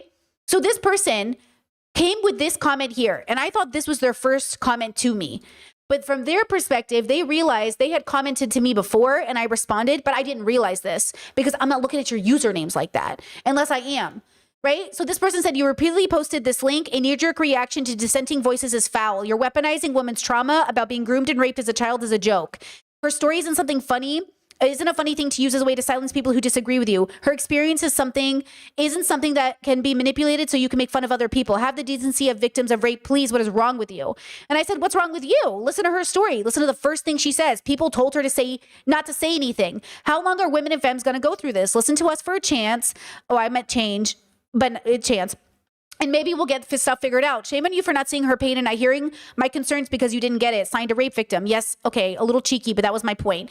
She said, or they said, I don't know their gender, my channel is for intersectional feminists and leftists. If that's not you, you don't have to be here. They said, I'm a victim of rape too, but I don't use that horror as an arguing point. They said, what does that woman's story have to do with everyone else's arguments that you're flatly ignoring by repeatedly posting this as your only response? Is Hassan telling women not to speak? Yes, you are literally telling me not to speak. Hassan is literally telling us not to speak. He literally told black communities not to care about Rama's N-word. He literally told trans people not to care. He literally told women not to care about Graham Platner's cheating because it's a distraction from conservatives. Yes, you are literally telling people not to speak. Yes. They said, are you saying that Hassan is a rapist? No, I'm not saying that. Are you conflating all socialists with Cesar Chavez? What is the purpose of you using another rape victim to attack other people? Signed, a person who doesn't actually use their rape victims as a pawn for petty grievances. So we went back and forth, and then I finally said, hold on, let's take a step back. I said, hold on, let me take a step back. Something went wrong with the miscommunication. So I said, I apologize for that. Let's work this out. They not only did not apologize, but they just said, okay, so now that you're wrong, explain it to me. They didn't get it. The way you have discourse with a person is when someone apologizes and it's real, you have to then own up to your side of it because we didn't just get here because one person miscommunicated. You came at me hot with misinformation. And so I tried to go back and forth with them and I was like, I literally shared it for a reason. Okay. So I went back and I found their original comment because I was like, what did they message me initially? Okay. And I'm just using that as an example to give you an example of thousands of comments I get. Okay, hundreds over the last week similar to this. So I'm just using their one example. It says, I mean this in absolute sincerity. I don't understand your criticism of Hassan based off this video, especially the Trevor clip. You keep talking about his gender, ethnicity, as if that should discount what he says. You keep saying how his existence is because patriarchy. Sure, is he allowed to voice his opinion or not? He gets called a Muslim brown terrorist on the daily. You are white as can be, and myself being someone you would consider colored in quotations enough and maybe even feminine enough. I fail to see how your ethnic condemnation of his complexion rises to any amount of actual credible scrutiny. I don't care if he's white, brown, black, or violet. I don't care if he considers himself male, female, or anything in between. They said, does he speak about populist politics? Is he speaking about the working conditions of laborers in this country? Is he talking about healthcare reform? Okay, They said, you are not a struggling person. So these actual issues matter less to you than the color and gender of a person talking about it. Why do people think Hassan is struggling more than me? What does that mean? Why are you playing this game? In which way is Hassan materially struggling more than I am in life? Do you know what I'm saying? What is it? That the US government knows his name? Okay, sure. But what else? Anything else? Chad says, of course we understand patriarchy, this person. But as a privileged person yourself, it's hard to think that you understand these issues since your main perspective comes from most of the allies are part of the patriarchy and we can't trust them. You're only turning friends into foes. That's what I'm saying. Like, why are Hassan fans? Why do I have to explain misogyny bad to Hassan fans? Why in the world do I need to explain racism bad to Hassan fans? Why do I need to explain why these two women are exactly all the women in this movement that have been told to stay silent because it might ruin a man's reputation? Why are the women in this community being told to be quiet? Many of the women, according to the New York Times, stayed silent for decades about Cesar Chavez, both out of shame and fear of tarnishing the image of a man who had become the face of Latino civil rights movement. His image on school murals and his birthday state holiday in California. The findings are based on interviews with more than 60 people, including his top aides at the time, his relatives and former members of the UFW, which was co-founded with Ms. Herrera and Gilbert Padilla. The Times reviewed hundreds of pages of union records, confidential emails, and photographs, as well as recordings. Okay? It is a dark secret that these women held on for 50 to 60 years. And I'm saying, why don't we give Hassan the advice not to be misogynistic now before it gets actually bad? Because the truth is, I've worked with so many men in my life. All of them start off with a misogynistic joke. All rapes, sexual assault start off with a guy just being a little funny, talking about a woman's tit, a woman's pussy here and there. And then all of a sudden, all of the victims come out. And I am saying, if you care so much about Hassan, somebody better fucking intervene as fast as possible, because otherwise he's just another man in power engaging in misogyny. And I'm saying every time I've tried to give a man a warning, you know what they do? You're jealous. You're crazy. You don't get to tell me what to do. Hell, my own brothers that I've been like, you can't talk this way about women. You can't treat women this way. Oh, what do you fucking care? Oh, what do you know about anything? And I'm saying Hassan isn't different. You are treating him like he's infallible, like he can never do something wrong. And I'm saying, why are you doing this? Why do I have to explain to you that this is bad? And I have to explain to you that it's bad because you're still deconstructing patriarchy. You think you've already done it, but you haven't. Because I know, as somebody who's deconstructing every day, it is very hard. It is very hard not to fall into all of the traps of patriarchy, including by people who are, quote, on our side. So you're telling me, right, that I, who am warning, like I am literally saying somebody better intervene. Because just so you know, when I was in the Destiny space, same thing happened. It's just a joke. It's not a big deal. He doesn't mean it. He doesn't really hate women. And then you find out like, oh shit. No, he really hates women. Hassan in 2026 is making videos about, oh, she's a piece of ass, and laughing at jokes and talking about pussy. And I'm saying like he is laughing and engaging in this humor. I'm saying you're doing the same thing with Hassan that I did with Destiny. Look how that turned out. I was wrong. Shouldn't I warn you? Shouldn't I give you advice and say, we got to stop playing like these men's jokes don't matter? Like there isn't a little bit of truth in their humor. Like they're not going to weaponize it the moment a woman says, hey, can you not talk to me that way? Hey, can you not say this, please? And then you find out what's really happening behind closed doors. And I'm saying with Graham Plattner being found cheating and Hassan running defense for him already, calling it op behavior, calling it all this shit, that's the same shit women have to deal with. What does a man have to do for you guys to seriously hold him accountable? You know what I mean? Like, what does he have to do? Now, I understand chat wants to say, oh, our Destiny is way worse than Hassan because of the IDF and loves Israel and the Jews. Okay, again, don't say the Jews. That's fucking anti-Semitic. Say Israel. Don't say the Jews. Because now you sound like a fucking Nazi. Okay, because we don't care if they're Jewish. We care that they're genociding people. Okay? When we have this conversation, you need to understand that everything is connected. Everything is connected. And that's your problem. That's the problem of this whole community of men. They want to believe they're the good ones. And I understand bad things are happening to Hassan, right? The UK revoked his visa. Crazy. Okay? Like, that's insane. Okay? Same thing happened to his uncle. Absolutely insane. We know Hassan has done the work of talking about anti-Semitism. Sure, I give him the credit. But he's also made clips like this. Doing one good thing, which is that, like, if you have these millionaire, billionaire, WASP fail sons, at least taking them out of other colleges so they can only do date rape to other billionaire, millionaire failed daughters. Okay, right. He is being hyperbolic, but that's the problem with philosophical evil. You're engaging with that narrative. And I'm saying, don't make these jokes. Because watch, if anything comes out about Hassan, everyone will be like, oh, I knew because of all those jokes. I knew. The question is, how you talk about people matters. And I'm saying it's interesting how men can talk about women and everyone goes, but if Hassan talked this way, in a more extreme way, about certain groups, right? Rightfully, he should be held accountable. But I'm saying it's interesting. Instead of it being about dignity, it's about politics. Oh, he talked bad about my group. I'm going to weaponize it. I'm not trying to weaponize it. I'm trying to say, where is the dignity? Okay? Like, where is the dignity in the way that you were speaking about people? Where was the dignity in people trans-investigating Michelle Obama? It wasn't there. It's wrong. But the desire to trans-investigate people, the desire to like question women in spaces, the question to say, oh, women are being cluster bees, the desire you have is all about patriarchy.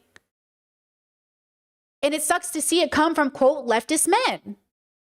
Okay, here's Ray philosophy on patriarchy depends on transphobia and bi-essentialism. Love this.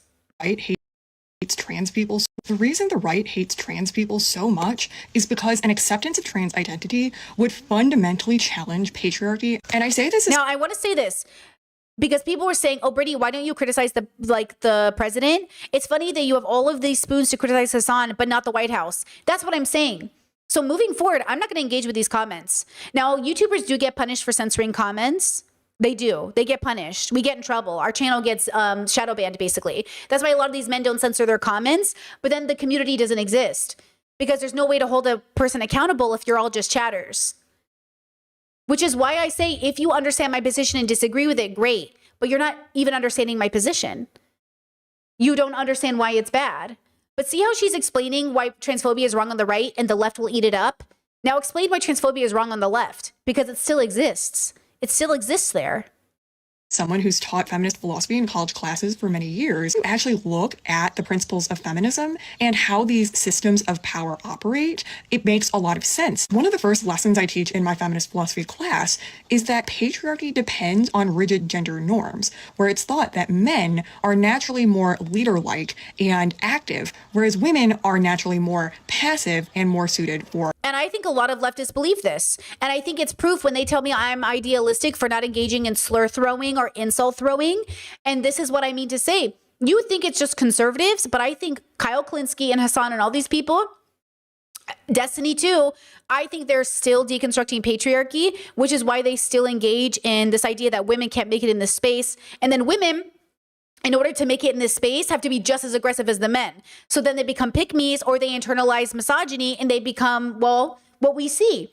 And I'm saying I'm not going to do this. I'm not going to engage in this rhetoric in order to make it with the boys, because the boys are only making it because they're engaging in patriarchy.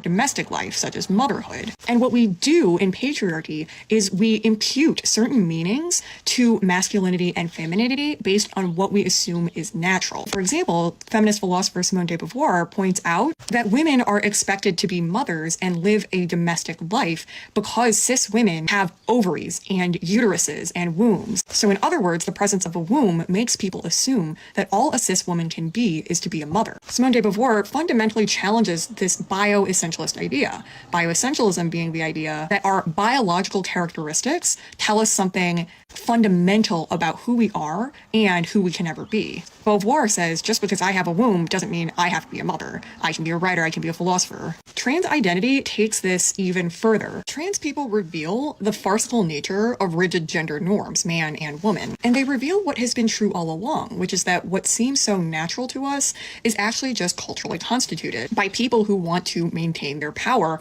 within heteropatriarchal systems. But I think, I agree with Ray, I love Ray, but also, I think leftist men fall into this same bubble.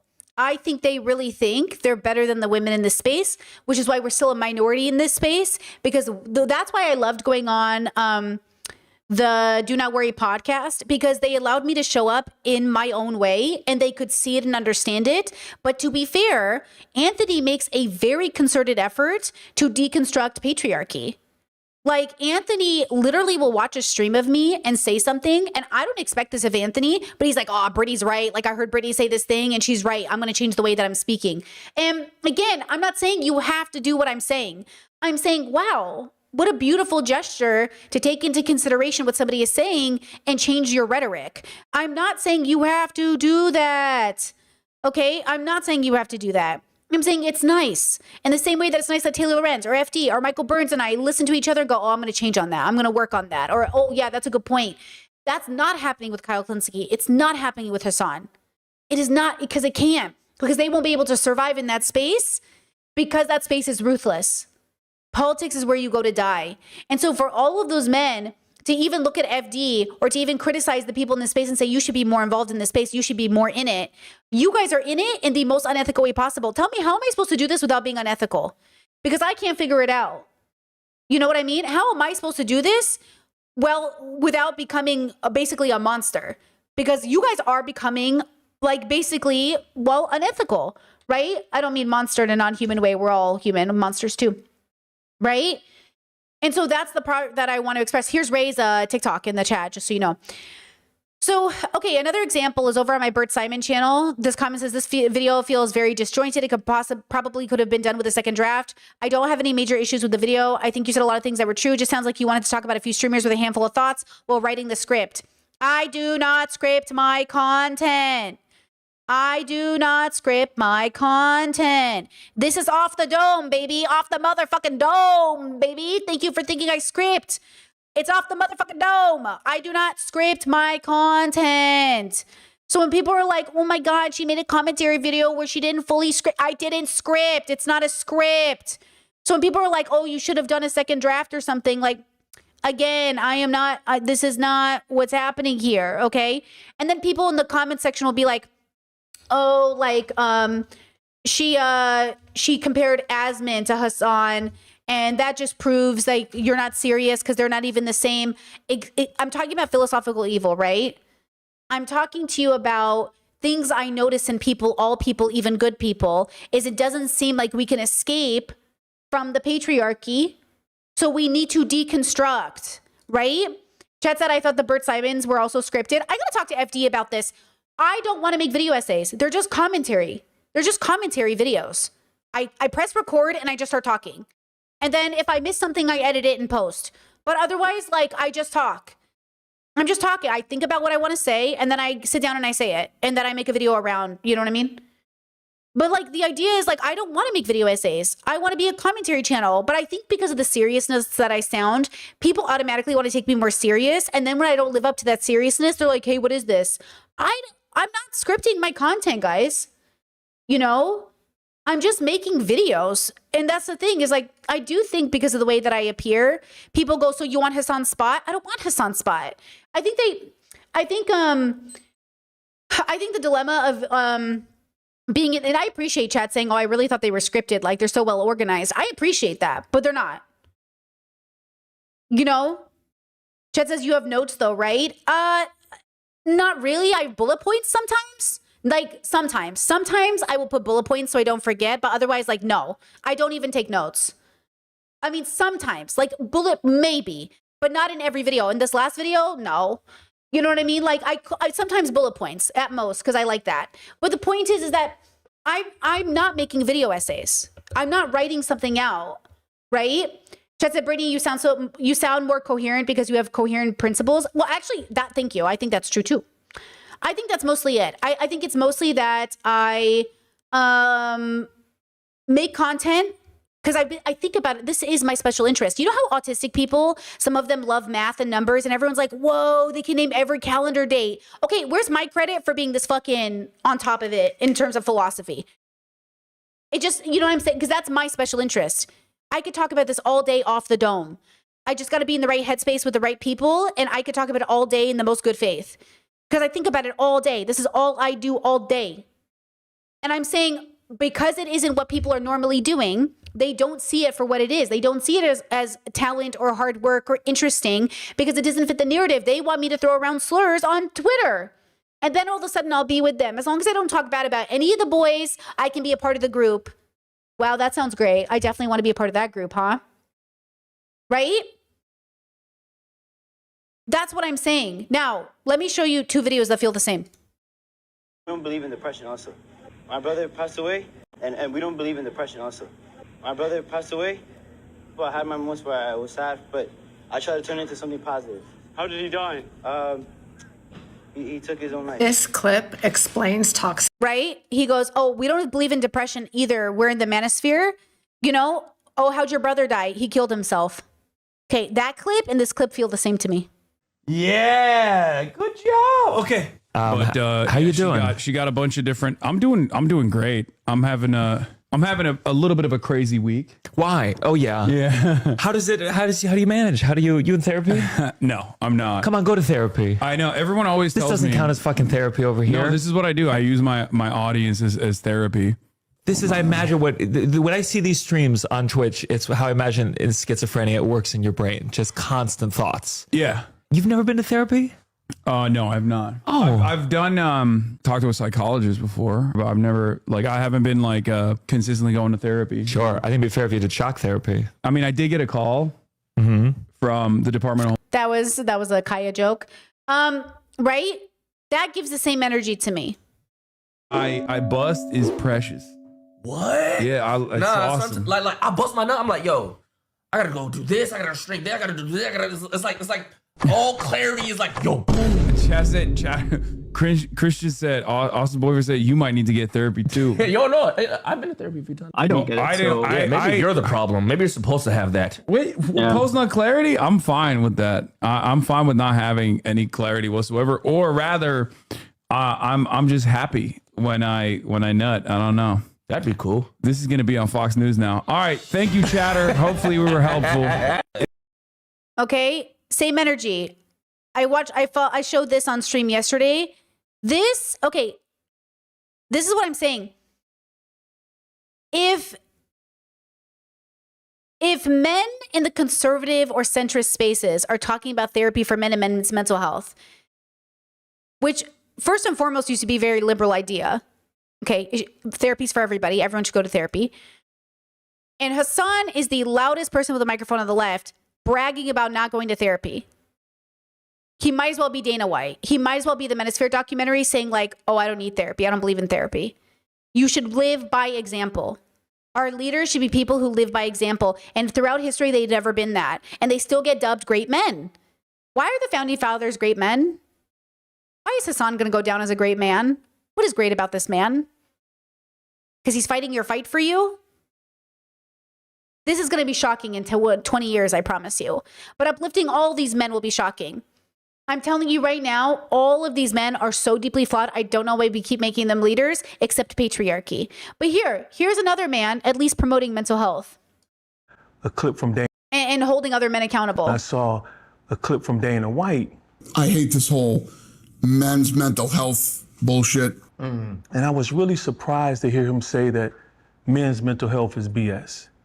Considering that we have, 17.5 veterans who take their lives every day, considering that men die by suicide almost 4 times as likely as women, considering that over 70% of violent crimes are by us men, and to me, it was irresponsible because I have to look in the eyes of men and young boys who are battling, should I be a human or do I just appear to stay strong?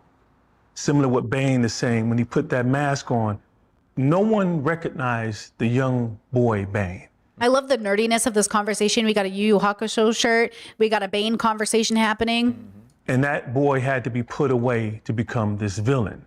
It happens when we become men. The broken boy inside of us never really gets a chance to heal. So we become this man with this broken boy inside of us. And then we're wondering why we can't navigate through our emotions or even the simplest of conversations with the women in our lives. We're quick 0 to 100 because we haven't had the opportunity to truly embrace who we are as authentic men. And emotions aren't just for women, they're for us as well. Now, I've heard this from people say, Brittany, therapy is an individual solution to a systematic problem. Hey, girlies, I hear you. But if you think you're the one special universal population that actually is going to see history work for you and be on your side, hello?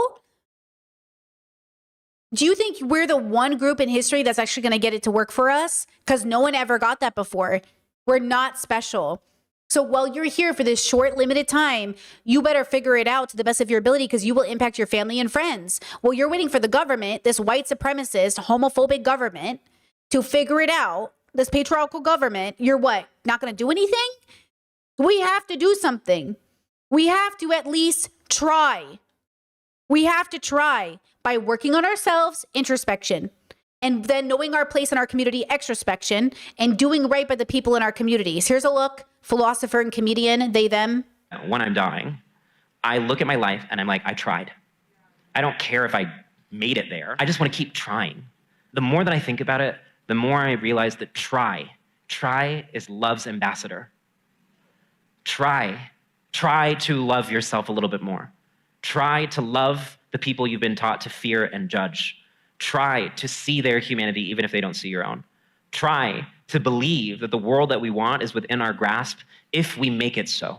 Try not to lose hope in times that are full of despair. And if you can't, that's okay. At least you tried. And that feels like resistance because it is. I love a look. I'm going to go ahead and link their TikTok as well. Now, a look is a great example of this, right? A look will never be as popular as Hassan, but I think a look's wisdom is far beyond Hassan's, right? A look is trans, brown, gender non-conforming. They're a comedian. They've been on The Daily Show. They've been on TV. They have a tour. They are very established in their own right, but they will never be as famous as Hassan. And that's because Hassan directly is benefiting from white supremacy, okay? Directly benefiting from looking conventionally attractive, right? Right? Conventionally attractive means adjacent and closest to whiteness given the US context, okay? Because Hasan gets to, you know, that's why Hasan gets to show up on in his content. Here, let me show you. So let's go over one thing and then I'll show you the Hasan is in white conversation. We'll talk about it more because I think it plays into this. Because patriarchy impacts all men, right? And all people conditioned and raised as male. And so that's a thing you have to deconstruct. Queer, trans people have to do too. My brother, my gay brother, he's been dating in a more conservative area because that's just like where he lives right now. And he called me and he's like, oh my God, like everybody hates themselves here. Everybody hates themselves for being gay. And I was like, I'm so sorry. He was like, it's weird. I don't know what to do because he's so used to being in progressive circles, but he's near family right now. And since he lives near family right now, they're conservative and they live, okay. And he's like, it's so weird being around like self-hating gay people. He's like, it's just been so long and I don't know what to do. And I want to, you know, I want to find a boyfriend. I want to have a husband. I want to get married. But they hate themselves. They're like identifying as like Christian, Mormon, Jehovah Witness, whatever gay people, talking about like how gay people this, that. And he's like, what am I supposed to do? And I was like, be careful. I don't want them to kill you because they're self-hating gay people. Because you know what I mean? Patriarchy and guns and self-hating gay people. I don't think my brother's any safer with them anyways, because being gay isn't enough. If you're gay and also a Christian and you have a gun, the two might outdo the gay. You know what I mean? So I'm scared for my brother. I'm always scared for my brother. I'm like, please stay safe dating these fucking men because my brother dates men. And men in a particular bubble that is very patriarchal. Gay men also suffer from misogyny. Okay? All right, let me show you a little bit of this TikTok and then I'll show you context. Watch Hasanabi's video where he talked about Rama saying the N-word when she was 15, and I have some thoughts. Yes, we can absolutely point out and talk about the Hasbara cyber targeting going on here, right? Like, nobody goes through someone's entire Twitter account to find something unless they're trying to find something, unless they're trying to cyber target someone. You feel what I'm saying? Like, that's not normal, guys. Which I agree with everybody else. But that's the thing about being in politics, is if you go into politics, your past will be looked into. If you are fighting in a political bubble, they will scrape the internet to find absolutely anything on you because these people are evil. That's philosophically evil. It's the desire to want to see you shamed. And it's being done by the worst people, right? But they found something, right? So at the same time, we should absolutely acknowledge that Rama saying that at any age is wrong, obviously. And Hasan did say this.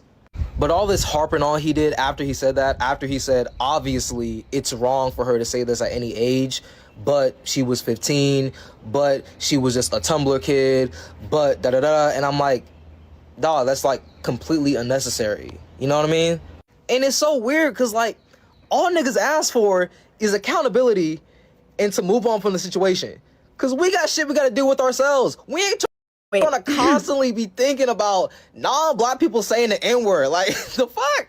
This is what I'm trying to say. Minorities are not too sensitive. We're just saying, can you please acknowledge the pain so we can fucking move on? But you won't acknowledge it. So now we have to harp on it. And now it looks like we're the obsessed ones when all you had to do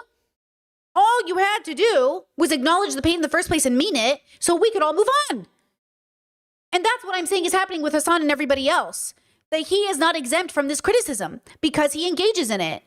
Oh, you're too sensitive. This is a distraction. Nobody should care about this. This doesn't matter. It matters to a lot of people. And it also is connected to why the world won't get better. So here's the stream that's being criticized. This is part of the reason why I was saying, like, you can't give the Zionist lobby any room, dude. You can't. You just, because they're going to come after you over and over again. They're going to find you participating eventually in activities personally, you know? She was also like 16 for the N-word tweet that they found. Oh my God, they should put her in jail. New York City First Lady. Like, why are we acting like children don't target and bully other kids? When are you going to listen to black communities and black children? How many times have black children have to tell you that they have to deal with your fucking stupid kids? Okay, we love children here, so the focus should be on children. Why are your children calling other people's children the N-word? Who? Do you know what I'm saying? Little black girls coming home from school. You watched this little black girl yesterday, sweet little girl, talk about how white people don't like her, they don't want to hang out with her, they don't want to talk to her. And she has to deal with this from a young age. Black children have to deal with it from a young age. And all we're saying is, regardless of how old she is, especially if she's a child, another example of how we have to do the work. Because even people who, as they got older, became better people, what does this mean? That's all that's saying. First Lady Rama Dawashi used the N-word in an X post from 2013. Brother, it was not called X back then, okay? It was called Twitter, and it was in 2013. Oh my God.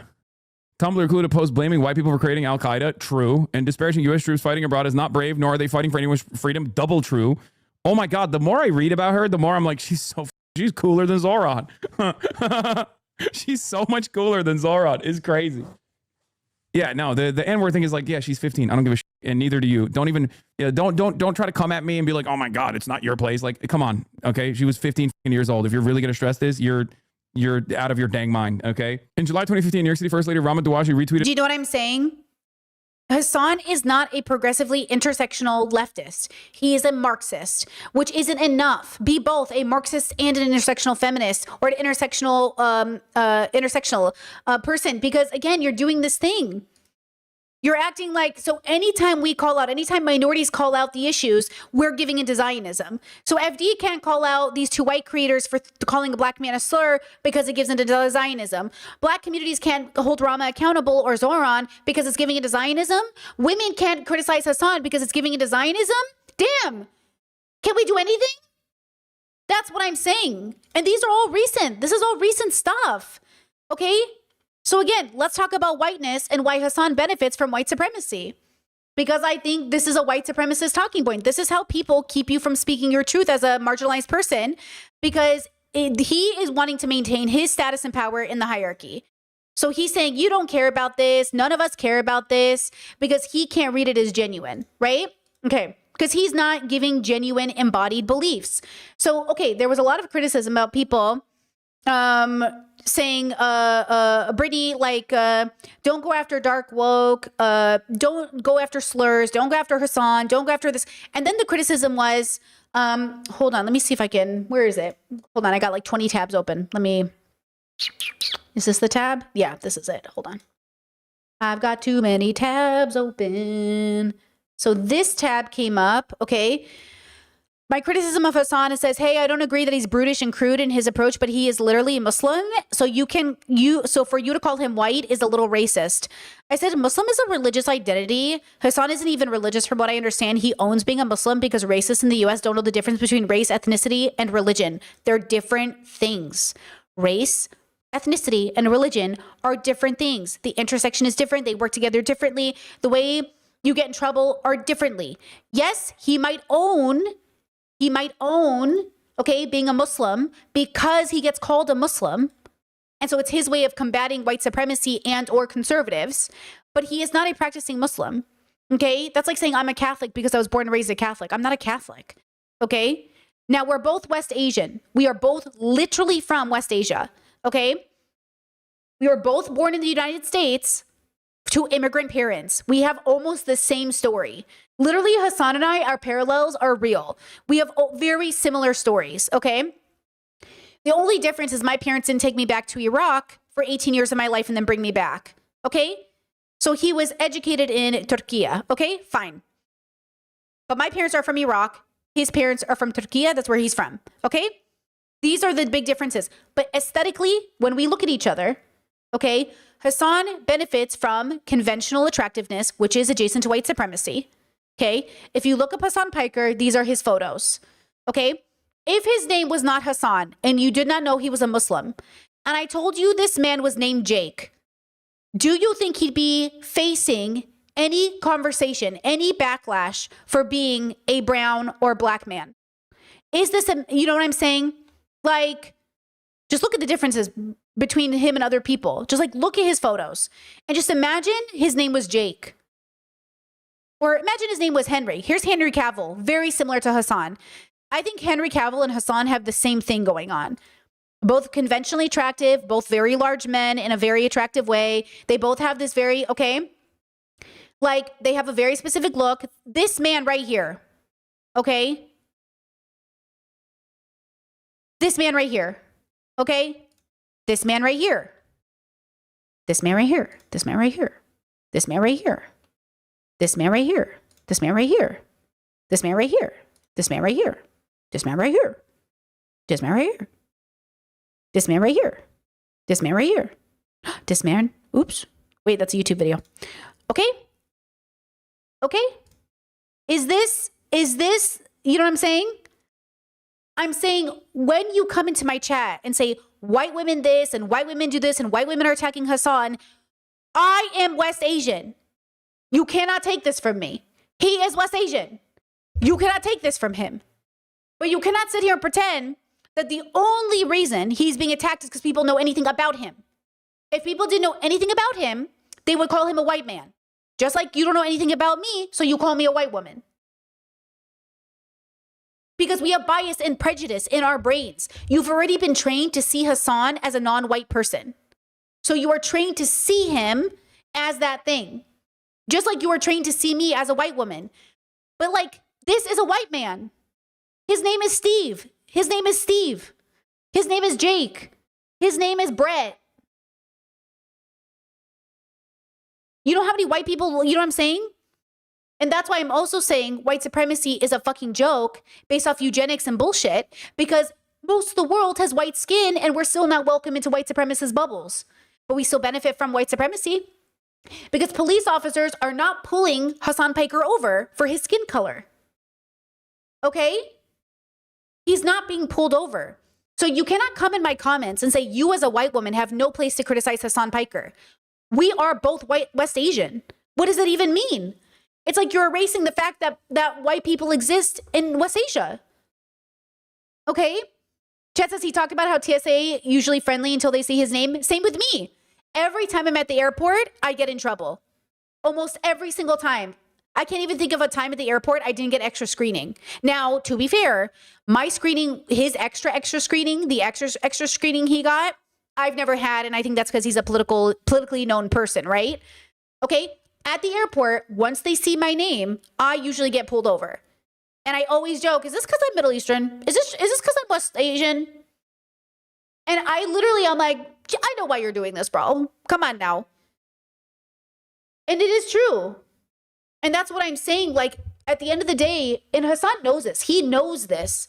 So when people in my chat, the reason I say you're not good faith is you're not engaging. You know what I mean? You're not engaging. So again, we understand our privilege. That doesn't mean we also aren't in trouble if people find out who we are. That doesn't mean our lives aren't at stake if we're in the wrong group of a bunch of Nazis, right? I'm sure they wouldn't love us. Okay? So that's the thing, is like, I'm more than happy to recognize Hassan's struggle, but you can't discount mine because you think I'm white and you don't think he is. That's all we're saying. That's all I'm saying. Right?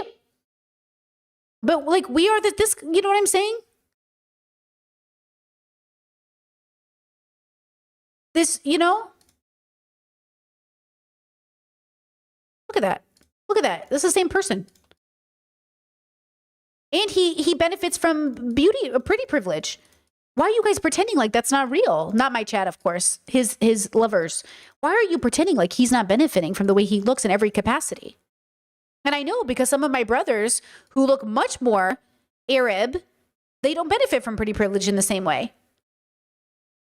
Now, I do have a brother who's similar to Hassan, and he definitely benefits, okay? My one brother who looks like Hassan completely benefits over my other brothers. Literally, I saw it play out in my own family. How much he benefited socially because of the way he looked compared to my other brothers. It's very real. Okay? Right? Chad says, I wouldn't think Brittany Simon is a Middle Eastern name unless your middle name sets you apart. Simon is my grandpa's name. Simon is my grandpa's name. It's my online name. People don't know this, but I share it all the time, but it's not my name. I use it for work to protect my family because you guys are fucking crazy. My family and I came up with it because my dad knew if I went into YouTube, you guys would be fucking crazy. He said, don't use our name because people are fucking crazy out here. I said, they are crazy out here. So we use my grandpa's name. Okay? My great grandpa. It's my great grandpa's name. Okay? We knew in 2009 when I made my YouTube channel that you guys would be crazy. I've been Brittany Simon since I left high school in 2007. Well, 2009 I made my channel, I think. So I've been Brittany Simon since 2009. Again, like, we act like the world is a safe place, but my family knows more than anyone it isn't. Because after 9/11 happened, we went from being proudy Rockies who would like give people food recipes and all this stuff. After 9/11 happened, it was like a completely different switch, a completely different experience. Do you know what I mean? And I'm saying you're discounting that lived experience. Hassan has the wealth and the security to at least help him through these hard times. You know what I mean? And that's why I say, like, when we have these conversations, I'm not saying that Hassan is the most evil person. I'm saying he's also not the greatest person. He's just another man in politics. He's just another man in politics. So Graham Plattner, it recently came out, was found to be cheating. Okay? Look at this news story. This just broke. And what was Hassan's response, right? Again, women aren't safe in these spaces. And I say this, okay, listen, Hassan, just watch it and then I'll tell you. Last month at a Graham Plattner town hall in Sabattis, the last audience question came from a woman worried about possible skeletons in Plattner's closet. I'm just fearful that Susan Collins' campaign is going to go after you deeper than you realize. Is there anything you need to share with us from your past? In my past, there is not some like big dark secret. Plattner said he'd spent a few years after his military service working as a bartender and drinking too much. I've never had some kind of like weird relationships with people. I have a lot of ex-girlfriends. They're all still my friends. I spent years kind of just drifting. Honestly, I mean, pretty much everything's been dragged up. Not everything. On Saturday, the Wall Street Journal and New York Times both reported Plattner's wife of 3 years, Amy Gertner, alerted the campaign shortly after it launched last August about explicit sexual messages Plattner had texted other women after he and Amy had gotten married. A key source for the story, former Plattner campaign political director Genevieve McDonald, who saw the texts and told me, I can confirm the details of what has been reported and what Graham Plattner's campaign has already admitted to on the record, that he was sexting multiple women while married and that the campaign tried to assess that as an election vulnerability when his wife brought it to the campaign's attention herself. But Plattner's wife accused McDonald of spreading malicious gossip, betrayal, and invasion of privacy. Then she posted a 5-minute video on Plattner's X account. Graham and I have a great marriage. Being married is hard. Being newly married is hard. Disagree. Being newly married and going through infertility is hard. Sure. Being newly married, going through infertility, and a Senate campaign is hard. Sure. I don't even know if I have the right words to describe what we've been going through, but our marriage counselor helps. No marriage is perfect. Well, on Sunday, Graham and Amy appeared together, arm in arm, at a campaign rally in Portland's biggest park. And then he spoke to us for 2 minutes. The Wall Street Journal and New York Times ran stories without any evidence besides the gossip from a former staffer. I'm sorry, that's frankly journalistic malpractice. Plattner's campaign confirming he did text sexually explicit messages to as many as 6 women after he and Amy were married, and that Plattner did have a profile on the messaging app Kik. Ugh. He's seen here in a selfie That's crazy. wearing only a towel Kik? with the handle phustle0331, similar to his old phustle Reddit account handle. The campaign says the Kik account hasn't been active for years, and Plattner deleted the app from his phone long ago. It's no surprise to me that the establishment media outlets are just going to run gossip instead of wanting to talk about the things that actually matter in this race, which are the material realities that the Mainers are working with. These people are going to try to make this race about anything but what it's supposed to be about, which is policy. They never want to talk about policy. Amy and I have a very loving and very happy marriage. Well. They would very much like to try to rip that apart. They're going to come after us in every awful way that they possibly can. Later, Plattner told me, Amy and I went through something hard because of me. We did the work, and I'm grateful for her every hour of every day. He went on to say, this campaign is about the broken politics of the past. Our opponents want politics to be empty of content and empty of actual change, and beating that is exactly what our movement is about. Okay, obvious bullshit. Once again, a woman has to do all of the labor for her cheating ass husband. Okay, happens time and time again that the women will take all of the flack. We saw it with Meg Thee Stallion. We see it with all the women on the internet who date these streamer boys. We see it anytime there's a divorce in public. The women are always blamed. And then what's worse is the women are blamed for standing by their men. We saw it with Hillary Clinton. We saw it with all these people. And by the way, Monica Lewinsky took all of the flack, which was unnecessary. Hillary and Monica should have been together, but no. They all took Bill's fucking side, okay? So we saw this time and time again, and I'm sick of it. Here's Hassan's response. Reflect on what you're doing, okay? I had some thoughts about this. You're doing this while Eric Swalwell was an open secret? Me doing what? Oh, you're saying the Democrats are. Yeah, the centrist Democrats. Or Andrew Cuomo. All of these guys supported Andrew Cuomo. Every single one of these centrist Democrats supported Andrew Cuomo. So again, just for the record, aren't you supposed to be better than the Democrats? Aren't you guys supposed to be advocating for better than the Democrats? So why are you making moves for Graham Plattner? Why are you making any excuses? And this is where Cavernacle, bringing it back to FD and Cavernacle, why I've always appreciated Cavernacle's disdain for Graham Plattner. He spent 20 years being a mercenary, then worked for Blackwater, and now has the audacity to be like, oh, I've changed, not to mention the Nazi tattoo. Why can't we get better candidates? And why isn't Hassan promoting better candidates? Is he not the guy? Why is he playing defense for a cheating fucking liar? Because men are disgusting and will always pick their bros over the women. Always. Patriarchy demands it. And he was doing a lot more than, right? He was doing a lot more than just harassment. He was harassing and assaulting people as the goddamn governor. And people saw Zohran Mamdani as an insurgent candidate in the mayoral race and decided Andrew Cuomo should actually try to destroy the chances of having Zohran Mamdani as the next mayor of New York. And the very same people who stood proudly by the side of Andrew Cuomo, the cop rapist, as I like to call him, are now talking about Graham Plattner sending salacious text messages before he ran for Congress in a private conversation that him, his wife, and their former campaign manager had, who then turned around, left the campaign, and leaked that shit to mainstream media. It's ridiculous. If you cannot find it in your heart to support these people because you have scrutiny, understandable skepticism over their record, because you feel like you've been burned in the past, then focus on your actual opponents. Okay? Look at what your enemies are doing. If the far right is your enemy, as you claim they are, and the fascism from the far right is what you oppose, and the collaborators within the Democratic Party are also your enemies, how the fuck do you find yourself in line with those people? You think he's cooked? No, I don't think he's cooked. A lot of people don't even understand why he's not cooked. And I wrote about it earlier. Hoosier leftist says, can we stop with the narrative that Plattner isn't a good candidate? Having a rough pass clearly didn't hurt his chances of defeating the sitting governor and the state party machine. He's been all over the state with packed town halls. Mainers clearly like something about him, to which I responded with, centrist libs and right wing cannot comprehend that people like his platform. People want to abolish ICE, end our expensive wars, and spend that money on Medicare for all and schools instead. The optics of being a rugged white veteran doesn't hurt, but it's mostly the policies and his earnest way of communicating them that have made Mainers trust him. He was an unknown entity not even a year ago. He came out of fucking nowhere. What's the real reason? You think Democrats haven't run, white rugged veterans before? They have. Why do those guys fail?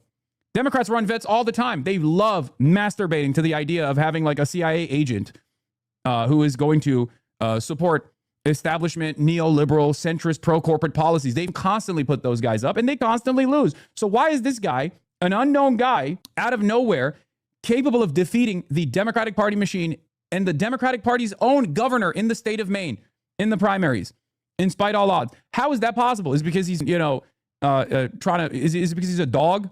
Is that what you think it is? Before anybody knew anything about him? Is it because he's just like, oh, he's so rugged? He has a grovelly voice. Is that what it is? No, that's not the reason. Okay. I said I have my own doubts about his service in mercenary work, but I'm not silly enough to assume that Maine voters would see that as a negative. The desperate manufactured outrage around his personal issues don't matter when voters see him as a vehicle to push for changes they want to see in the Senate. Pause. If Plattner being a Nazi or Nazi adjacent wasn't enough, him working for Blackwater wasn't enough, him being a mercenary and killing people in Iraq wasn't enough, and now it's not enough that he cheated on his wife with 6 different people. What does a man have to do? What does a man have to fucking do? Apparently nothing, because we have a sexual assaulter in the White House. What does a man have to do? This is why I say Hassan is a misogynist. This is misogyny every time. I'm telling you, you might not see it now. You might still not see it with all the receipts I'm giving you. But what more does he have to do? What more does a man have to do for Hassan to say, you know what? Fuck it. And listen, for the chat who asked me, Brittany, what would you say to those who argue leftists are just desperate? They support a Plattner because we're just desperate for leftist policies. Never do anything because you're afraid or desperate. Philosophically speaking, there is no wisdom in this. Do nothing because you are desperate or fearful. If we weren't so desperate, we'd pick better candidates. If we weren't so afraid of losing, we'd actually get our shit together. You're so fucking desperate and so fucking afraid. This is the best you have. This is what I'm saying. Okay? That is insane. And yes, it is true that the right is weaponizing everything, but they're bad people. I don't know why you guys keep expecting good people or bad people to do good things. The right is bad, yes? Then why is the left following suit? Just because the right is bad, why is the left following suit? That's what I'm saying. Why are you going after Trump for his infidelity, but you're not going after Graham Plattner? 6 different girls in a secret texting thing? Guys, I would divorce my partner if they did this to me. This is divorce worthy. Now, I know in my own personal life, one of the reasons my family votes MAGA is because they look at situations like this and turn a blind eye. Because they think at the end of the day, I remember my parents calling out Bill Clinton's infidelity and being so upset about it, but they don't care about Trump's because you guys don't care about anything. You are not principled. You called out Trump's infidelity, but now you don't care about Graham Plattner's. None of you are principled. It is abuse. Now, here's the question. What if Graham Plattner was racist in his personal life? Is that a personal matter? Or no, just when he abuses women? And yes, his wife says they're going to work on their marriage, but isn't that every abuse victim? Most abuse victims create a reason to stay in a relationship. And isn't it funny that they're using her to kind of make, if he never did this, she wouldn't even be in the position. But now that her husband, 6 different people, she has to come out and clean up his mess. This is patriarchy. This is misogyny. I'm asking you, in his personal life, if he was racist, homophobic, transphobic, in his personal life, he was killing people in the Middle East. What do you want? What does this man have to do? He made a choice. He had a job. He built a reputation. Is there anybody better? Is there nobody better? And if this is it, then this is why I say the state of the world is what it is. This is it because this is as good as we are. We are the problem. Human beings are the problem. And I'm saying until you contend with that reality, the world cannot change. But we are, do not get it twisted, the absolute problem with the world. And men use any excuse to uphold patriarchy, use any excuse to be violent, use any excuse to do whatever they need to do to feel justified. And I'm saying, well, I'm here for the short amount of time I'm on earth before I die. I will do my best to live within my values, even if it gets me killed. And it doesn't mean that just because I'm killed for my values, I'm a good person. People die every day for incredibly unethical reasons. IOF soldiers die every day. So they're dying for their cause every day. Does that mean they're good people? Just because you're dying for your cause doesn't mean you're a good person. It doesn't mean you're doing the ethical thing. It doesn't mean you're harm reducing. So you must exist in a space in which you say, I'm willing to die for my cause, and I better make sure my cause is worth dying for. But instead of dying for your cause, which is patriarchy, what if you lived for people instead? What if you lived for your community instead? What if you lived for joy instead? Because it is also a part of patriarchy that you must die for a cause. That's how they convince your young sons to sign up for the military and die for this US government. So instead of dying for the US government, instead of dying for your community, what if you lived instead?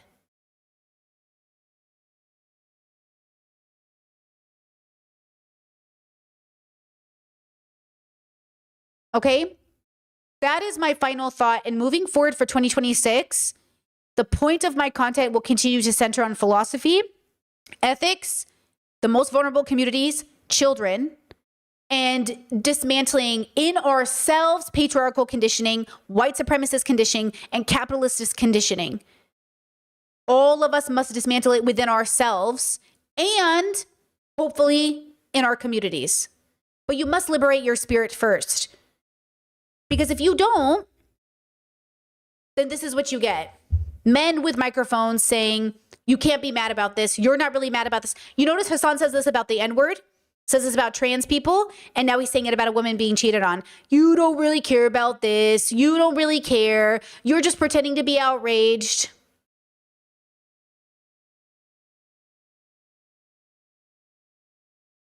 I'd love to see a day where Hassan changes and grows, but for now, I don't think he is done it. I don't think he's done enough work to be the person that people want him to be. And that's what it is.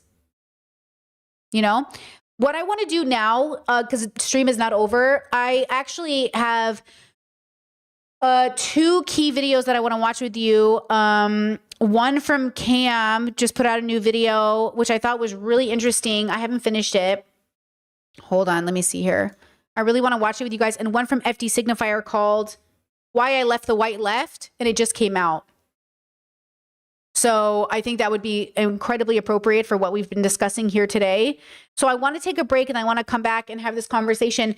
While I'm away, if you have conversation, okay, if you have conversation, messaging, questions, anything you want to talk about, we can. But let's take a 3-5 minute break, and then I'll come back and we'll have a discussion, okay? Because ultimately that's what this community is about. It is about discussion. It's got to be, because otherwise, what we doing? Oops, hello. Okay, I'll be right back.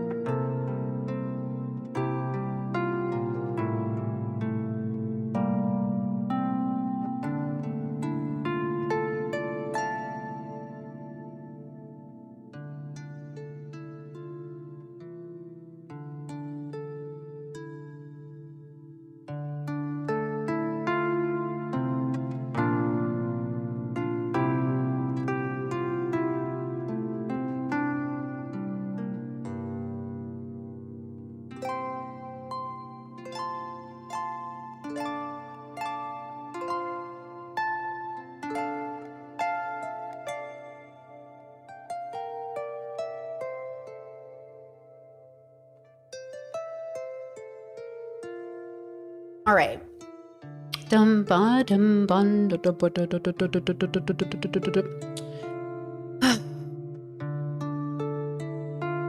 Pausing music in 1, 2, 3. In Croatia, peach iced tea is like the thing. It's so interesting and I love it. It's really good. Hold on. And I drink a lot of it, let me tell you.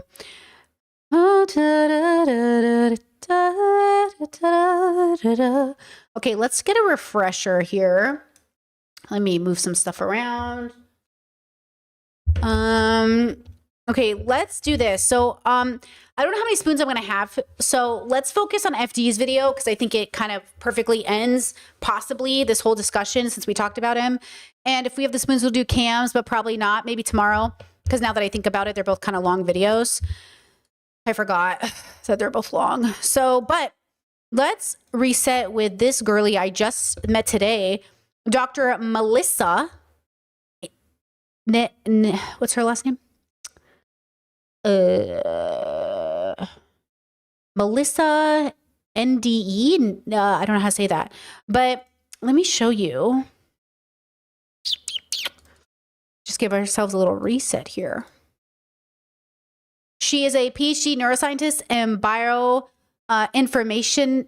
I don't know what that means exactly, but I love it. It sounds smart. Black feminist, abolitionist, and then what is this? What's this word? Citizen nerd? What is this? I don't know what this is. Making science accessible and political. Love her already, honestly, and love. Look at this comment about free will. Oop, there's no alt volume. As a neuroscientist, one of the things that irks me the most in our society is this conventional idea of free will. I mean, humans have wrestled with the idea of fate and behavior for thousands of years, but the conventional idea of free will defined as every action and behavior you have is utterly independent from anything that happened, prior to the behavior, that's just demonstrably false, right? Neuroscience can tell you in 2 fucking seconds that that's not true at all. It is largely a Christian theological invention that has now seeped into every aspect of our society. And also interesting is that a lot of people who come from more desert and arid climates tend to have monotheistic religions. People who come from more like rainforest, diverse places tend to have more polytheistic religions. And the monotheistic gods tend to be vengeance-based, punishment-based, honestly pretty petty, which sort of partially explains why we have systems in the United States that are based around these interpretations of a petty, vengeance-based god.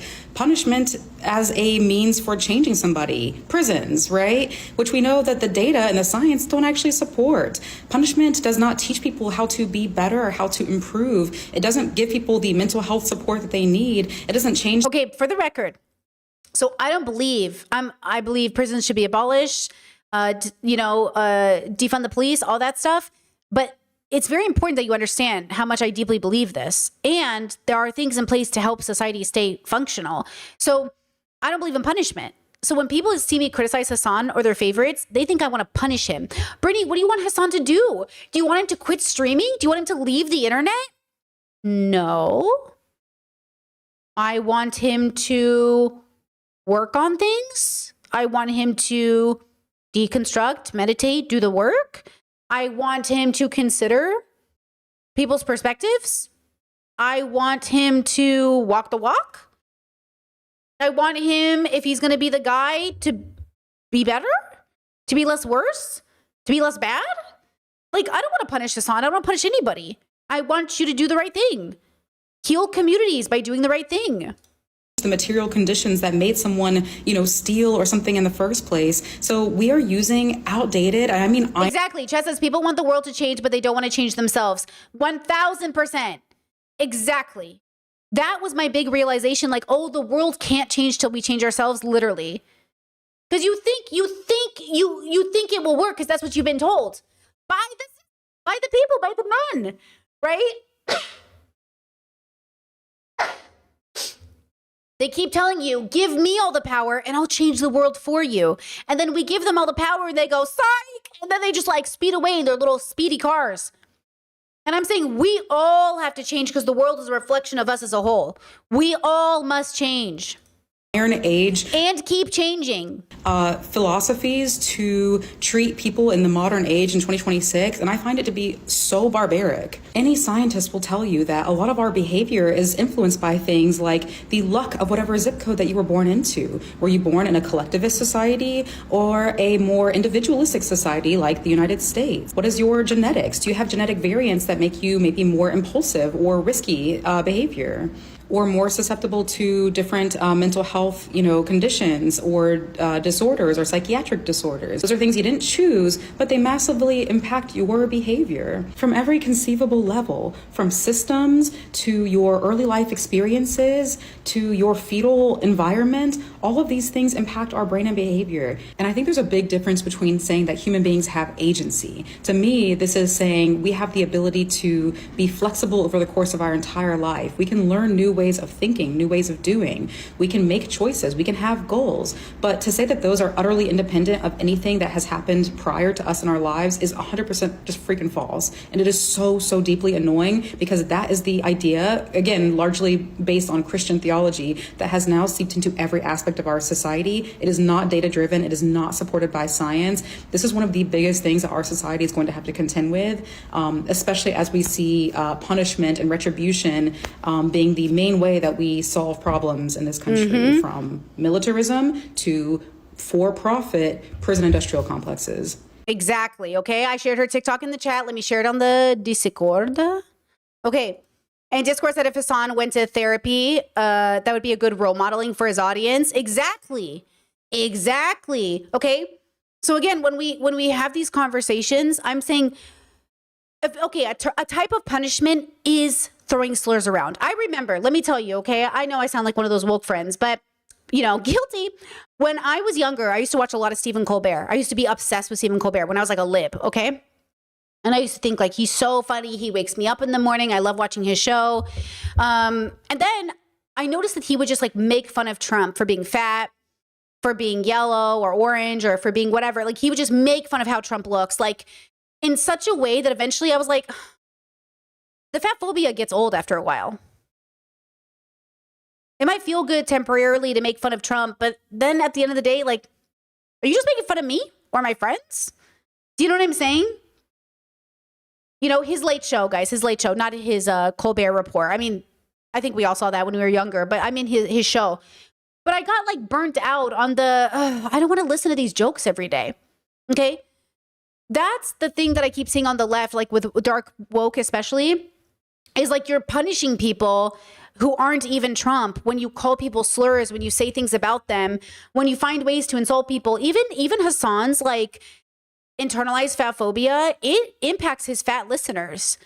If Hasan Piker thinks he's too ugly to model, or he's too ugly, or he's too fat right now, or he's too ugly because he's fat, how are all his fat listeners supposed to feel? And why are you engaging in fat phobia? Which is part of white supremacy, by the way. Fat phobia directly impacts people of color, specifically black people, in the USA. That's why the closer to whiteness you are, the skinnier you are. And it feels like Hasan doesn't know that. Do you not know that? Why don't you know that? How are you the guy and you don't know this? Because he isn't engaging in intersectional philosophy. Because Marxists, though they have a great framework, forget, because they're so focused on identity politics. Hasan basically is, because it's Pride Month, when you go to a Pride parade and Visa has a float or US Bank has a float, that's what Hasan is. Hasan is one of those floats. That's what it feels like to me, where I'm like, thanks for being here, I guess, but also it feels like it's more for you than for us. You know what I mean? So again, when we have these conversations, I agree. Like, I don't believe in free will the way other people believe in free will. And I know that that's why Hasan has to do the work to deconstruct, because his inability to see his own flaws are impacting the way he's showing up. And again, if it wasn't Hasan, it'd be somebody else, right? Imagine if somebody else was in his position, I would also be making the same commentary. The commentary isn't unique to Hasan, the consciousness. It's just unique to the person who is in that position, who happens to have that, who exhibits that rhetoric, right? That's it. That's all this is. This isn't about Hasan, the person. I don't know him. Even the comment sections, when I reply to comments, are like, why would you say this to me? I don't know you. We are not debating like, yes, there's a person behind this username, but I don't know you. So it's not personal like that. And even if we were friends, I'd have to be more principled because like, hello? So again, when we have these conversations, that's why I want to reset, because again, this is so layered. We're not saying go to therapy because it's going to fix everything. I'm saying go to therapy to deconstruct your fat phobia because you're obviously really guilted by it. It came up on H3H3. It comes up on his streams. It comes up in so many ways for Hassan. I know I don't watch Hassan like a fan, but I do watch enough of his content to kind of catch up to see if he changed. You guys do that? I have like a list of YouTubers that sometimes I check in to see if they've gotten better or if I can start watching their content again. Hassan's just like, he's just not it for me, where I'm at in my life. And I don't think he is where you want to be either. Because the truth is like, we don't, you know what I mean? But I think people are settling for Hassan the way they always do for a white man because they figure, well, he's the best we have. You know? I don't think so. You know? Chet said, I don't think that's unique to Marxists. We are the most familiar with the lens that hurt us and ours the most, but we're liable to think our suffering is the most prevalent one. And it's not to say for all Marxists, right? I don't want to ever speak for all people, but I would just say for the prevalent or prominent leftist creators that I watch who identify as Marxists, which by the way, I'm happy with the label. If you want to call me a Marxist, sure. Okay. But like like I'm an anti-capitalist, and I don't care. Like the label is not offensive to me. If you want to call me a communist, like, okay. But I think the issue here is that like, I'm not just worried about capitalism. I'm also worried about white supremacy and I'm worried about patriarchy because they all play a role. So when I see prominent leftists get up here and say, your leftism has started anti-capitalism, okay, fine. Where's the other stuff though? Where is it? You know? So let's look at this FD Signifier video that just dropped. It's fresh on his side channel. I haven't even watched it. Should we look at the comments first?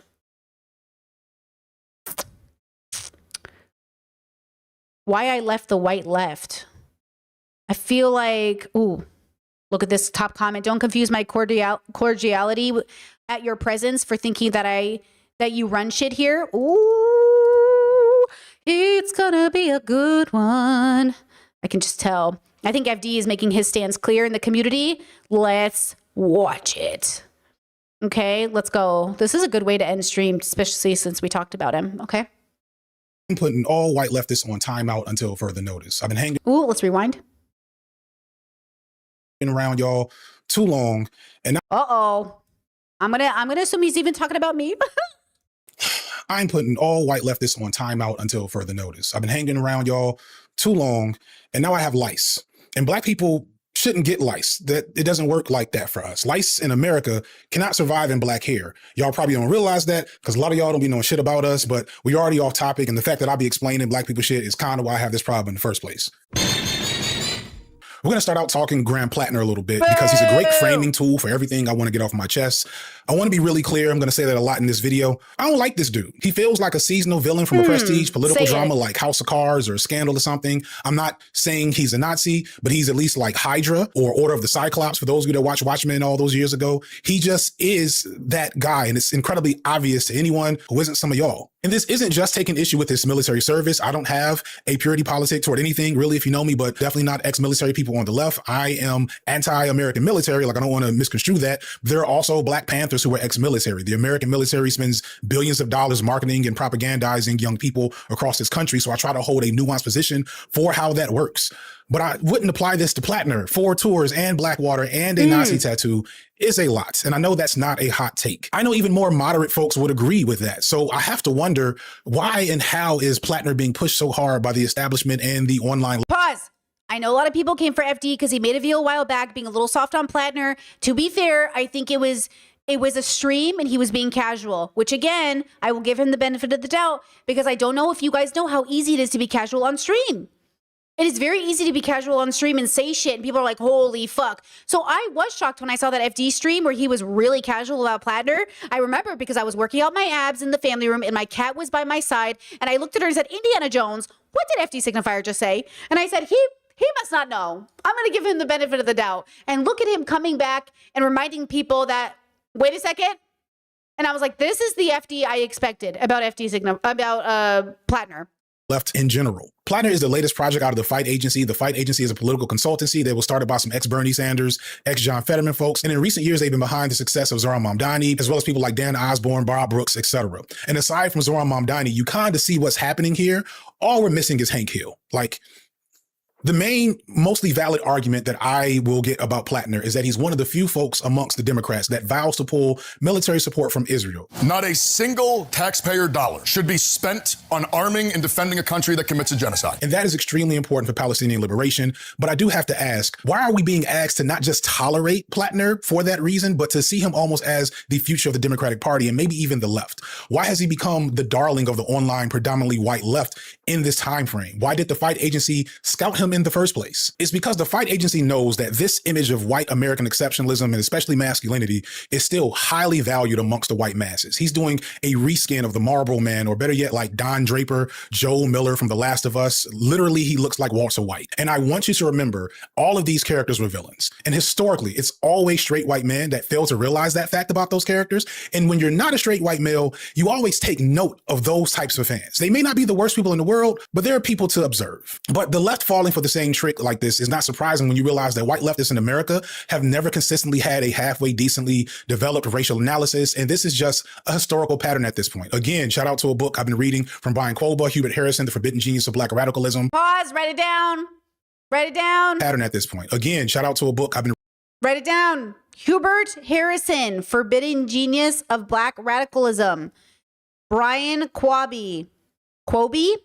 K-W-O-B-A. Brian K-W-O-B-A. Write it down. reading from Brian Kolba, Hubert Harrison, The Forbidden Genius of Black Radicalism. Hubert Harrison was a lesser-known black socialist who worked and wrote in the same eras as Booker T. Washington, Du Bois, and Garvey, and was to the left of all of them during that time, including Du Bois. But in this, he also found himself confounded by the challenge of organizing with white socialists who at the time could not see past their anti-blackness to form effective solidarity and build a functional coalition. And this pattern has never stopped repeating, which is illustrated by this excerpt from Eugene Debs that's in the book. In capitalism, the Negro question is a grave one and will grow more threatening as the contradictions and complications of capitalist society multiply, Debs allowed.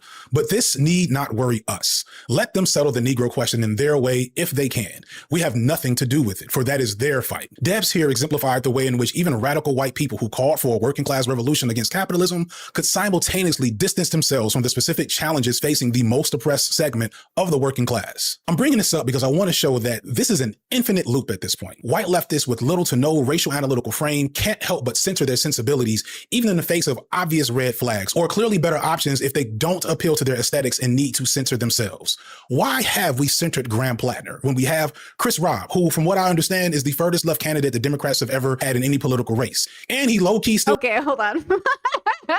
who, from what I understand, is the furthest left candidate the Democrats have ever had in any political race. And he low-key still fits the gruff leftist daddy kink that so many of y'all seem to like. Another face that I haven't seen on my feed at all and I had to get from somebody else is Charles Booker. Booker has as progressive an agenda as you can have in mainstream politics and is in a very vulnerable red state that could use a lot more attention and support from the online left. And it's not there. Booker's not just anti-sending weapons to Israel. He's Medicare for all. He's for universal basic income, stopping data centers, decriminalizing poverty, and reparations. Is everything you can want from a mainstream politician, but he's invisible compared to Plattner. I don't follow elections much unless it's local, but I have seen Plattner's face a million times more than either Rob or Booker. Rob did spend some time with Hassan. Booker, he's got nothing as far as I can tell. Meanwhile, Plattner has tons of interviews, Majority Report, Mehdi Hasan, New York Times. Why is this happening? Why is that viable? From my perspective and experience, a lot of white leftists understand that it's bad to be racist, but they don't actually understand why racism is bad or how it works. The absence of a critical understanding of how whiteness works is why a lot of them fall for the same trick over and over, to the point where the Fight Agency clearly has this type built out just for y'all. If you want to vote for Plattner as an odious candidate that will help end military support to Israel, go ahead, but it should be treated as a tainted compromise for the sake of a free Palestine, not a vision for the future of the left. He should not be in our faces as much as he is. He should not have the defenders that he has that I know will show up in his comment section. He should be the online left's sneaky link that you never seen a light of day and never talk about in public. And the fact that so many white leftists don't feel this is sadly par for the course. Well, the red flags that he has don't bother some of y'all because those red flags have never been weaponized against you. But when you're someone who's historically been targeted by this archetype, you pay attention to those patterns. You don't compromise with that. For reasons I won't get into, I've had to spend the last few weeks arguing that normalizing Nazi terminology, but what— Well, this is why I'm confused about Hassan's defense of Graham Plattner. If we're both West Asian and we agree that what he did as a mercenary and going to Iraq and being this person and making it a career, like, why would we then uplift a guy who's still very close to that history? Like, this is surprising coming from a West Asian. Like, why would Hassan do this? Because Hassan is willing to win at any cost.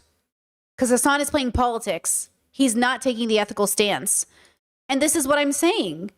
I'm saying I'm so surprised, but I'm not surprised. And let me be annoyed, right?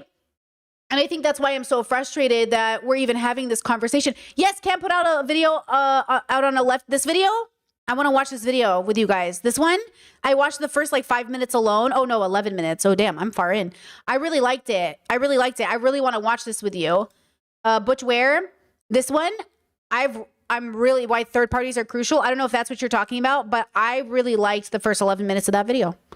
So I kind of want to watch it with you guys either today or tomorrow.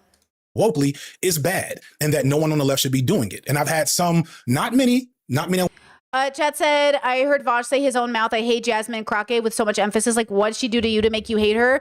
I will just say this. Nothing Vosh says should ever be, okay? We don't even know who that is. Who is that? Vosh? Never heard of him. But let me tell you this. Jasmine Crockett did take money from Israel and continues to support Israel and continues to show herself to be a liberal. But I will say this. The way people...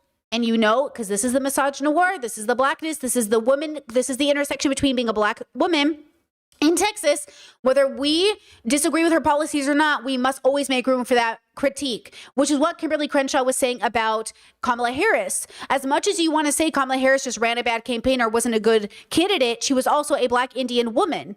And the reality is that impacted a lot of how people treated her. And so we have to remember that. We have to remember this. And this is why I say you cannot be vicious towards minorities because they're also in any way taking money from Israel, or you can't engage in racism against. And this is why I say you have to walk the walk. Period. The end. Either saying slurs is wrong or we're going to say slurs. Are we going to say slurs or not? Same thing with the fat phobia. Are we going to be fat phobic or not? Are we going to be ableist or not? No, we decided it's bad. Okay, then nobody do it. Okay, we can't pick and choose because even though morals are subjective, and I agree there's no objective morality, are we not agreeing that it seems to be that the best thing for the world is to not engage in this rhetoric? Okay, especially public, at work. Because again, you know what I mean? Especially, okay, we're talking about this space, this very public space that anybody can see and consume. This is outside. People can hear you. Do we not all need to work on it? All of us are at fault. Do we not need to work on it, right? I want to be clear, but plenty of white leftists try to argue. And remember when Cat Black yelled at Vosh and called him out for going after J.K. Rowling using basically transphobia and using misogyny, and Cat Black was smeared and dragged and sex shamed and everything else? Argue that nobody cares about Nazis, as if a couple of Nazis didn't just shoot up a mosque in San Diego just a few weeks ago, or the fact that that exact type of Nazi terrorism happens like every 6 to 18 months in America. And it's impossible to remain in community or struggle with people who don't seem to mind that, who always put themselves first, especially when the struggle isn't about them in the first place. And after half a decade online, I'm tired of seeing this pattern and repeating these same complaints. But the problem is that this entire space has always catered to a specific type of white guy online, and that's what it was built for and what it always probably will be. See, BreadTube emerged as a venue to rehabilitate right-wing edgelords into leftist progressives, all after the rise of the alt-right. It has always had an extremely high tolerance for what Graham Plattner is, because he just like them for real. And while not every aspect of BreadTube has catered to this reformed edgelord Reddit troll archetype, it's clear that this element of the space remains influential and often sets the tone for the space, because even if these types don't make up the largest part of our audiences, they're almost always the loudest part, always the most online and the most active of the bunch. So let's talk about some drama for a bit. For years, I have not responded to drama publicly. And any drama from other creators whose opinions I don't care about, you haven't heard me talk about it publicly. And the reason for this is people don't care. People don't care about petty squabbles between creators that agree with each other 90% of the time. None of this is really material to any useful action toward a free Palestine or any social issue that you might care about. So rarely do I dedicate time to it in a serious sense. True. Some creators thrive off drama, and they can't attract an audience otherwise. I am not one of those creators. So I want to apologize up front to the vast majority of people who will watch this and have no clue where this is coming from. But with that in mind, I won't be naming names. And to be clear, a lot of the things I'm going to say aren't going to be intended explicitly towards a few people. And it's more so me responding to a problem I've been seeing forever in the space as a whole. But before I even go there, let me clarify some things. I am unequivocally a supporter of a free Palestine. I see Palestine as a colonized nation. And no, I do not think Israel has a right to exist because it is an imperial project and cannot exist as anything but an imperial project. I do not even condemn Hamas. And I've had this stance on decolonization for years. If you pay attention, I don't know if this is a shocking thing to hear me say. It's only that probably if you haven't been paying attention. But a lot of y'all only... we'll get there. You cannot put limitations on how colonized people fight their oppressors. So no, I won't condemn Hamas the same way I wouldn't condemn the Mau Maus in Kenya or the Nat Turner slave rebellions or the Haitian Revolution or the IRA in Ireland. All of these entities were called terrorists at the time of their existence by their oppressors, and all are recognized as liberation movements today, despite the ugliness those movements may have existed in. And I believe Hamas will eventually be seen in the same light. I would love if violence didn't have to occur, and there are anti-colonial movements that do happen to occur with minimal violence, but it's not fair to call any anti-colonial violence senseless, because it is a direct response to the condition that the colonized are living under. And the thing to keep in mind is that Palestinians didn't just start getting genocided by Israel on October 7, 2023. Now, I've seen people say that I've said nothing about the genocide in 3 years, and those people do not watch me. I've expressed my support for Palestine in multiple videos across multiple channels. One thing I'm really interested in with Palestine right now is because there's very obviously bad faith actors trying to involve themselves on all sides of the issue. Oh shit, it's 4,000 people in here. What the fuck? Let's talk about Palestine, motherfuckers. There are students across the country at college campuses protesting and putting their personal lives and futures in jeopardy for free Palestine. There are professors getting arrested and detained right up the street from where I live at this point, Emory University. Limbaugh's a racist, Glenbeck is a racist, Gaza Strip was getting bombed, Obama didn't say shit. Did Lupe Fiasco, one of the biggest rappers in the world, low-key say free Palestine way back in 2011? Yes. Yes, he did. But my content is made for black people, and the people I'm talking about usually are not black. And so some of these newfound critics will just lie and say I've been silent, and this is being used to paint me as a person who is both sizing a genocide or a liberal Zionist or a Philo-Semite.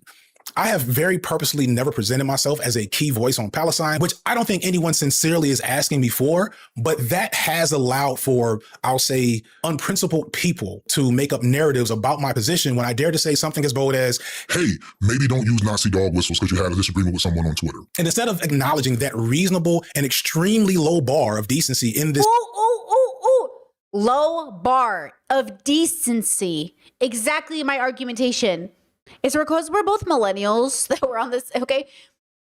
Bar of the, and it's also because we work with children. Like, FD worked in the school system, so he worked directly with children, and he's a father.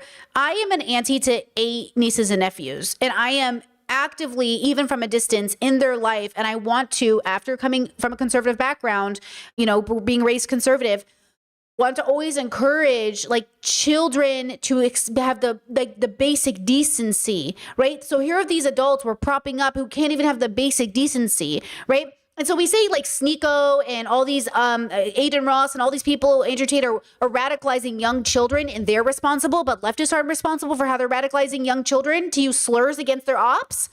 Like, do you get what I'm saying? How is Sneeko more responsible than anybody else? Why use your comparison to the worst people on the internet? People were mad at me for making the comparison of Hassan and Azmin, but you are doing that too. Well, Hassan isn't as bad as Azmin. Kyle isn't as bad as Azmin. So I guess it's okay. And I'm saying, okay, let's hold on. Yeah, Chet says you were a professional nanny for a time too, and I was a professional nanny for a long time. So, you know, I've worked directly with children. I've raised children. I'm the oldest of, I'm third oldest of 10 kids. You know, I have 7 babies underneath me, changed my first diapers starting at like 8, 9 years old. So yeah, I'm already locked in. So, you know, when we have these conversations, I think this is what I'm expecting to hear. And didn't I just say before I saw this video with you, because it's the first time I'm seeing it, earlier in my stream, I said FD does talk about Palestine all the time. I watch his videos. I feel like he always talks about Palestine. He's just not a Palestine creator. But he is talking about Palestine. I mean, I'm not a Palestine creator either, but we talk about, we cry about Palestine. I mean, guarantee if we show a video about Palestine, I'm going to need a break, right? I openly cry and I'm very vulnerable in this space because one, I can't help it. I literally can't help it. I cry at least once a day about something. And I'm saying these men are getting on the internet, certainly not thinking about their feelings, certainly not crying, certainly not being empathetic, and then lecturing you for not caring enough. Well, some of us are losing sleep, you know what I'm saying? because we know like we have some way to connect ourselves to the people, right? And so again, like when we have these conversations, like, yeah, there's obviously more educated people to talk about it, but does it mean that we're not free Palestine? You know, and I just think it's weird for really like personality wise, like really immoral and like ugliness to be the forefront of what liberation can look like. Why does liberation have to look ugly? Because of patriarchy. Because of patriarchy. That's what it's convinced you. That's the convincing of patriarchy. Oh, liberation looks ugly. It looks like men losing their limbs. It looks like women being raped. This is just how liberation is. And everybody uses that talking point. White supremacists use it. Everybody does. And then, of course, God forbid, a population that's been punched down fights back one time. They're the bad guys. God forbid somebody says, hey, stop hitting me. And it's like, oh, God forbid somebody punches their bully back. And then all of a sudden, and that's what they're doing to Palestinians or any form of liberation. That's why I'm saying, don't let non-liberation movements co-opt your liberation speech. Just like he said about tone policing, don't let tone policing be co-opted by bad faith people on the internet. Liberation groups using violence as a means of power to take over their oppressors or fight back is not the same thing. But conservatives they'll steal your rhetoric from you. We're just fighting for America. We're fighting for, we're fighting for the land. It's like, I don't think so, sir. Space, folks would rather accuse me of being a liberal Zionist. And I think the only reason why this FD doesn't care about Palestine narrative has gotten legs, because I didn't make a definitive FD signifier Palestine video on my main channel. And some may see that as a lack of conviction, so let me clear that up as well. First, I want to engage with this idea that a video on Palestine would have been bad for my channel in some form or fashion. And this is just not based in reality. In fact, the opposite is true. Palestine videos, especially 2 years ago, were very popular. Sean's Palestine video 2 years ago is his second most watched video of the last 5 years. And even today, videos on the genocide can pull in good views. You never know how the algorithm is going to treat when you talk about certain topics. There's definitely, shadow banning, and there's definitely certain ways that you talk about the genocide that will get a video demonetized. I do not even condemn Hamas. But it's like that for a lot of stuff, and there's definitely a market for content around Palestine. And to me, that's kind of gross, but it's the reality. This clip that is being spread to insinuate that I'm purposely avoiding making content about Palestine is literally me making content about Palestine because it's featuring Dr. Mark Lamont Hill, and it's the most watched video on my podcast channel. There was and is still great benefit for people to make pro-Palestinian content, especially white creators who love to jump in front of any trending social issue to be the face of it. And that's one of the reasons why I didn't do that shit. I have a different relationship and view of LeftTube and political content than many viewers and a lot of creators. I stopped viewing BreadTube as a space for serious political content, low-key almost immediately, but definitely after I made the Fuck the Police video back in like mid-2023. Fuck the Police was probably the first video I made where I wasn't already somewhat of an expert on the topic. I had to do more reading and research for that video than any video before it. I interviewed legitimate experts on the topic. I interviewed former inmates, and it ended up being a really, really great, highly informative video. I was so proud of how that video came out initially, but almost immediately upon its release, I felt bad about what I'd actually done.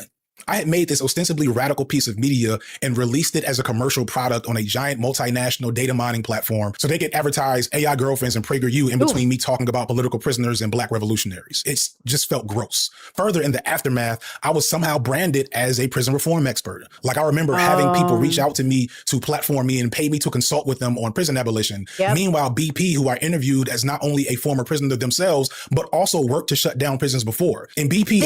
Okay, can I just tell you? I hate this. He's right. This is the worst part of this job. Do you know how many emails I get from people? This is why when I went on Do Not Worry podcast and they were like, Brittany, what do you think about politics? Why are you asking a philosophy YouTuber what she thinks about politics? I am staying in my lane this year. I will try my best to have references. My community can have people on ready to go for people who ask. But why are you asking me?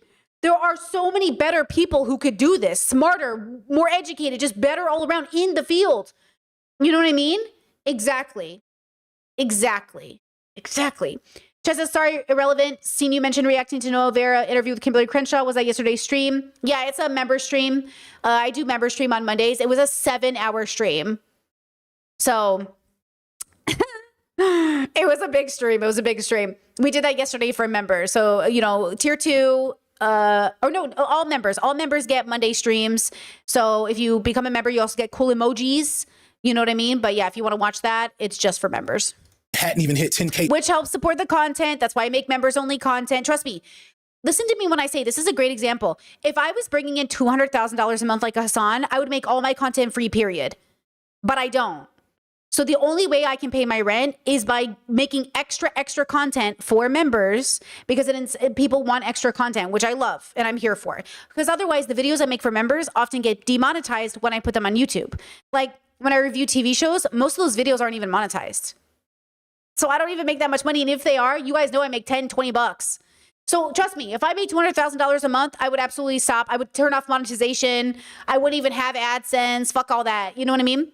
But I don't. But thank you for being here, and I appreciate it so much. You're the best. On their own channel at the time. So at the end of the day, I was using BP's work and expertise and experience for my video, and they weren't receiving adequate credit for what I had done. It felt like I was doing the types of things I had always criticized other, mostly white content creators of doing with black people, because the same thing happened during the Black Lives Matter uprisings in 2021. And at that point, I decided I wasn't going to make any serious political content unless I had something really unique to add to the greater discussion, not because there was a demand for it from a commercial audience. And after that video, I mostly stopped making explicitly political content. And yes, oh my God, chat, you're so right. Chat says, it reveals how many people see the first person who shows them something as an expert. An introductory look at something is a good way to look at their sources and keep going, like Wikipedia. Yes. And this is why I get frustrated with, like, I love streamers, but I like streamers because I want to hear their opinions, right? I don't always assume that they're the expert in their field. That's why I go look for them. Guys, the real experts in their field are probably not good social media people, right? Like, most of the people that are doing real work in their fields, most of them, like, you know, their YouTube presence isn't gonna, you know, maybe it pops off, but usually, you know what I mean? And that's because they're spending more time in their field than they are making content. And that's why I say, like, I love a content creator. I want to hear opinions. I love talking to regular people. I love talking to, like, people who maybe don't have a PhD. You know, I love everything about people. And this is why I'm very critical of streamers, because they somehow do rise to prominence. They somehow do become the spokesperson. They somehow do become the person with the microphone. And then they expect no pushback. Because look how much I'm doing for the community, though. Okay. Yeah, same with the video essayists. The video essayists get this is the problem with Contra and Lindsay Ellis and all the rest of them. And I know that FD works with them and promotes them a lot, or at least Lindsay. But even them, like, they do the same thing where a majority of their work is okay, but it's not like, wow, you know what I mean? It's good, but it's not like, and then everyone on the internet decided this was the smartest people to come out of the, you know what I mean? And I'm like, okay, there's a lot of books we could be reading. There's a lot of other people we could be listening to. So again, this is also why I like books over, I love YouTube. But I do think books, especially older books that haven't yet been made into YouTube content, they are priceless. They are a window into a time. They are a time machine into a past. People have been calling out this shit forever in written word. You know, I love a YouTube video. But I promise you, there are so many answers in books, you know? And aside from the video highlighting the student protest against Palestine and a media analysis video on black cops, I didn't make a real politics video for over a year on my channel. And even when I returned to politics, it was for videos where I thought I had something unique to say, like me making the Hotep video, which nobody my size should be making a Hotep video. I'm also the only channel of my size who's been openly skeptical of Zohran Mamdani. And even that video was also a fundraiser for an org fighting for Palestine and against a cop city in Buffalo, New York. I'm not saying this is right. I'm not saying this is how everyone should be, but for me, if you're a larger creator who got big because of pop culture and mostly non-political stuff, which was the case for me, the move isn't to suddenly try to take up space as an historian on a topic you aren't an expert in. Instead, you should be offering support directly and then intertwine Palestine into the type of content you already make. So that's what I did. And people that watch me know this. Could I have done more? Yes. I think anyone that tells you they did everything they could have these past couple of years is a liar. But I did not foresee a future where not having made a specific video will be weaponized against me in this way. So I stuck with my principles and how I perceive this medium and this platform. And maybe naively, I figured most people would be normal about it. Like, I could go on forever. There's a whole extra BreadTube ain't shit critique video that I probably can do right now because of how this medium incentivizes grifting and bad faith behavior. And the audience doesn't realize that they're more concerned about their own parasocial relationships with creators than the issue the creator is talking about. But all this said, I recently realized something regarding the genocide that I felt was useful, and I started researching for it to make a video. And in doing that research, I had to start rearranging my preconceived notions around the topic. For example, I had mostly up until this point framed Zionism as an intrinsically white supremacist concept. And this is not illogical to do. White supremacy is the dominant framework of imperialism worldwide. Zionism comes from Europe. The inhumanity that Zionists partake in looks exactly like the humanity. No, that he is correcting himself.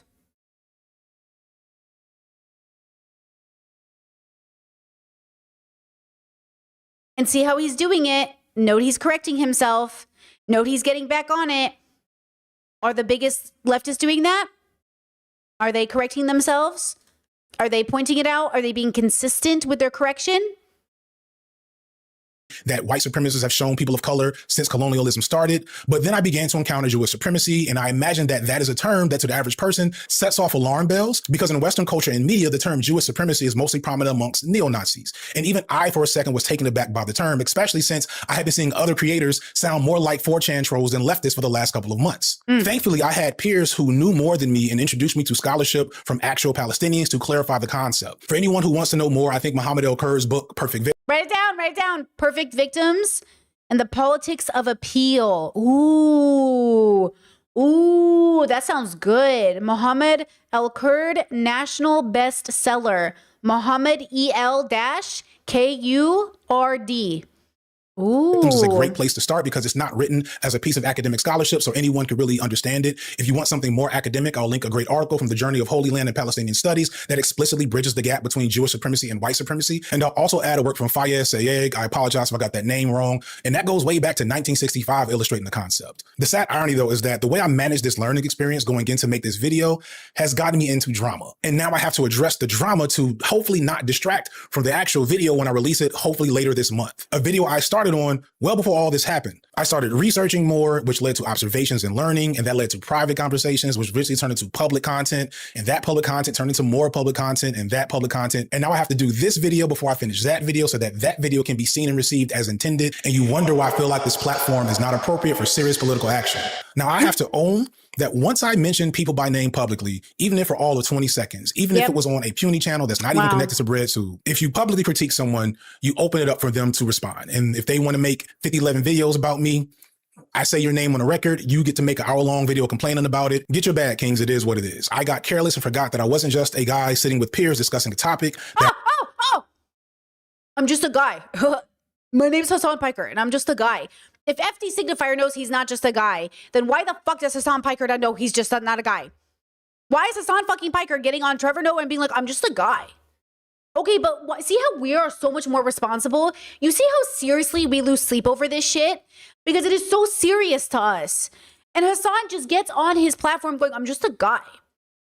You're not just a guy. If I'm not just a guy and I'm dividing the left, and FD isn't just a guy and he's dividing the left, then you're not just a guy.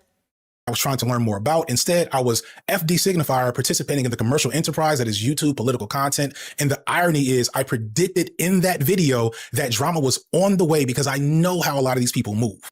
Especially as your voice gets more respected and grows, the thing that is happening right now, as we say all these names, right? If this manages to break containment, you can expect 55 response videos, right? And it might sound like fun right now, Dr. Balls, the marriage of hate. But as a person who's been in that crucible, in the eye of that hurricane, it's not, and people, I've seen people in the chat be like, it's about money and numbers. No, it's the frustration of having your voice distorted, of having what you mean and what you're trying to say distorted, and you literally cannot fix it. I know that a lot of these white leftists have zero shame, zero self-awareness, and zero interest in actual coalition building on this platform if it means they might have to decenter themselves. And that brings me back to Plattner. Plattner is popular because he's BreadTube personified. He is the former edgelord rehabilitated into the hero for oppressed people to make up for his past sins. And mind you, every piece of anti-colonial liberation theory that you will ever read will tell you that the colonized must free themselves, but don't tell that to your favorite BreadTuber or favorite BreadTube fan, because they'll swear that it's them that's the key to liberation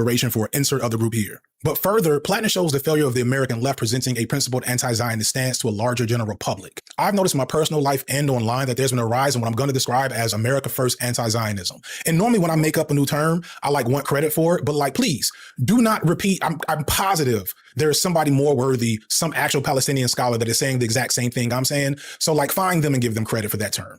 But Plattner is a perfect example of what that is, because while he does claim to want to stop aid from Israel, he also wants to improve military recruitment. So he is not against American imperialism like you might think, which Oh, this reminds me of the military guy we showed yesterday. Hold on. We showed this military guy on stream yesterday. It was so funny. Watch this. Can you turn to camera and hold on. This is so interesting because this plays into the issue I've been seeing with how Americans talk about our place in Palestine. They're like, oh, we shouldn't be giving money to these wars. We shouldn't have our hand in this. But it's not for the liberation of Palestinian people. It's so we don't spend our money on their cause. So look, we watched this video yesterday on stream. You support a genocide, brother. There's a big pro-Israel protest, or not protest, parade happening in New York City, which I did not know was a thing. And this guy is going around. Supporting a genocide. Free Palestine. Free Palestine. You support a genocide. Yeah, free Palestine. You support a genocide. Let's be friends. I'm not. You want to be my friend? You want to be my friend? You want to be my friend? Hey. Okay, so the video keeps going, you know, he's like, oh, he's talking to this guy. He sees this black guy at the beginning, goes like, oh, the brother's lost, that type of thing. You click on his channel. He's in the military.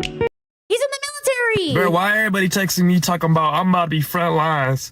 Talking about TJ, go ahead, hold it down for us. Hold it down. Bro, I'm logistics. Like, these boys get conditioned from patriarchy to join the military. So, you know what I'm saying? Like, you're like, oh, and that's the point. That's the thing that's so unique about this whole thing. The America convinces you that joining the military is patriotic, even though you know Free Palestine is correct. And I'm saying this is why the military targets, especially marginalized people, goes into their neighborhoods and recruits them. All of my brothers who joined the military, they were like, I didn't know what else to do. I had no other prospects. It guaranteed me college and a job, so why not? And I'm like, that's not the reason to join the military, but it sounded really good at the time because I grew up in a pro-military household. But yet, and we're West Asian, right? So it's even more ironic. But I'll tell you this, all of my brothers hated their time in the military and all have horror stories. Every single one does not have a good story about the military. I mean, one even specifically called me while he was serving and was like, dude, I gotta get out of here. I gotta get fucking out of here. And thank goodness he ended up being medically discharged because he had asthma. And I was like, there you go. You're lucky the universe gave you another chance. Now use it for good. He's still working on it. But you know what I mean? Like, it is really hell on earth. And then not only is it hell on earth, but now you're getting sent to countries and you're made to do things. And it's just one of those things. And thank goodness none of my brothers, as far as I know, had any direct hand in anybody directly dying or any of that stuff. Okay. But they were still there and they did sign up. And that's a big part of it.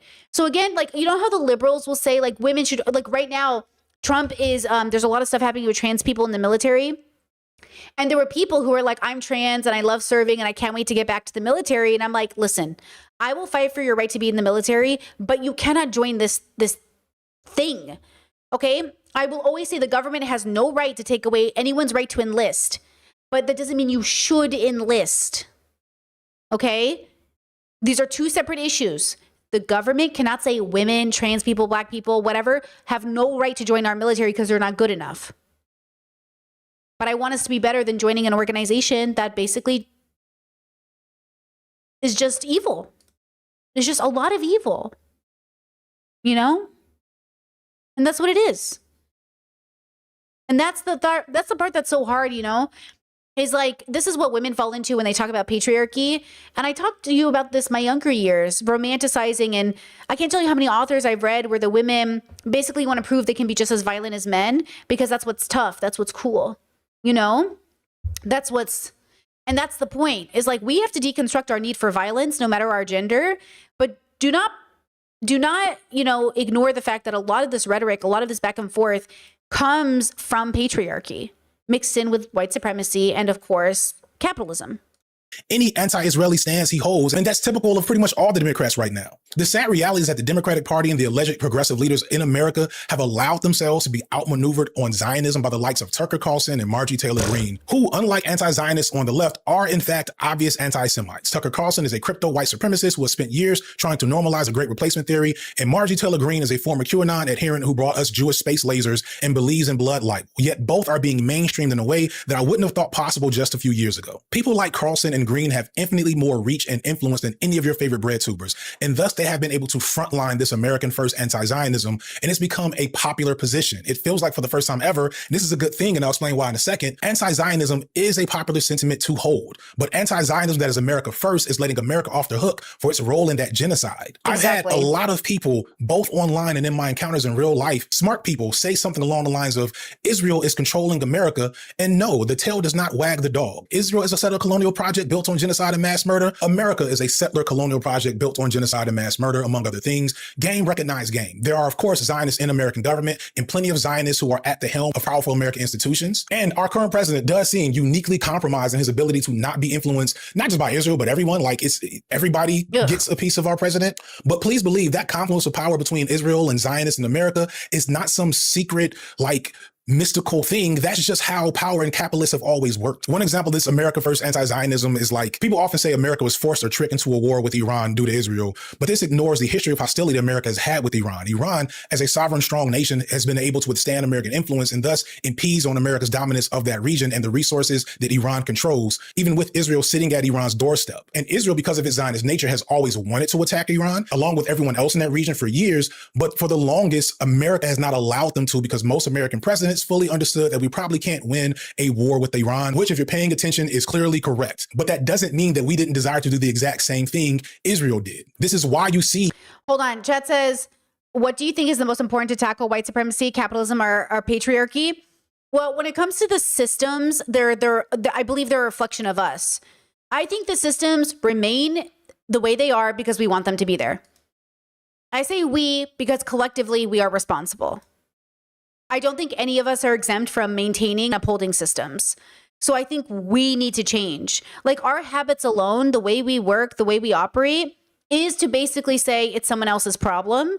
And until we hold personal responsibility, and not in a conservative way, of course, and like an ethics way, like even the read the room thing I've been saying lately, is people aren't understanding, like, read the room is a requirement of people who also don't want to be racist.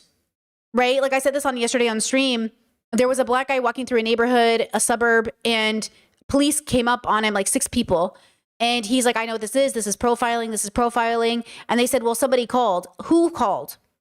Somebody who couldn't read the fucking room. You saw one singular guy walking while black, and you decided to send 6 white cops to talk to him.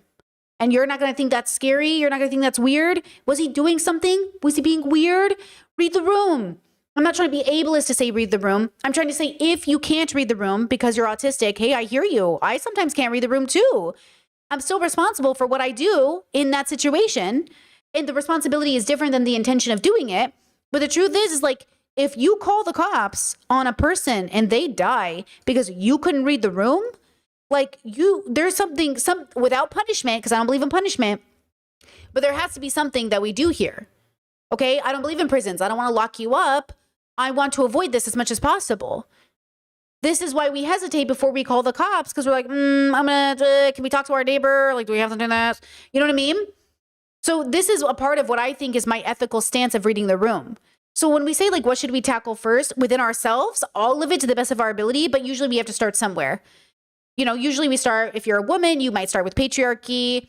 If you're white, you might start with white supremacy. If you're rich, you might start with capitalism. But I think all of us have to deconstruct, even poor people, because poor people are sold the dream of capitalism, getting rich. Even people that were really mad about my Chelsea Fagan video, they were like, I just really think this is a miss for you. Like, she's not the bourgeoisie. She's not the wealthy. She's not in charge of the working class. She doesn't own the means of production. Why are you coming at her?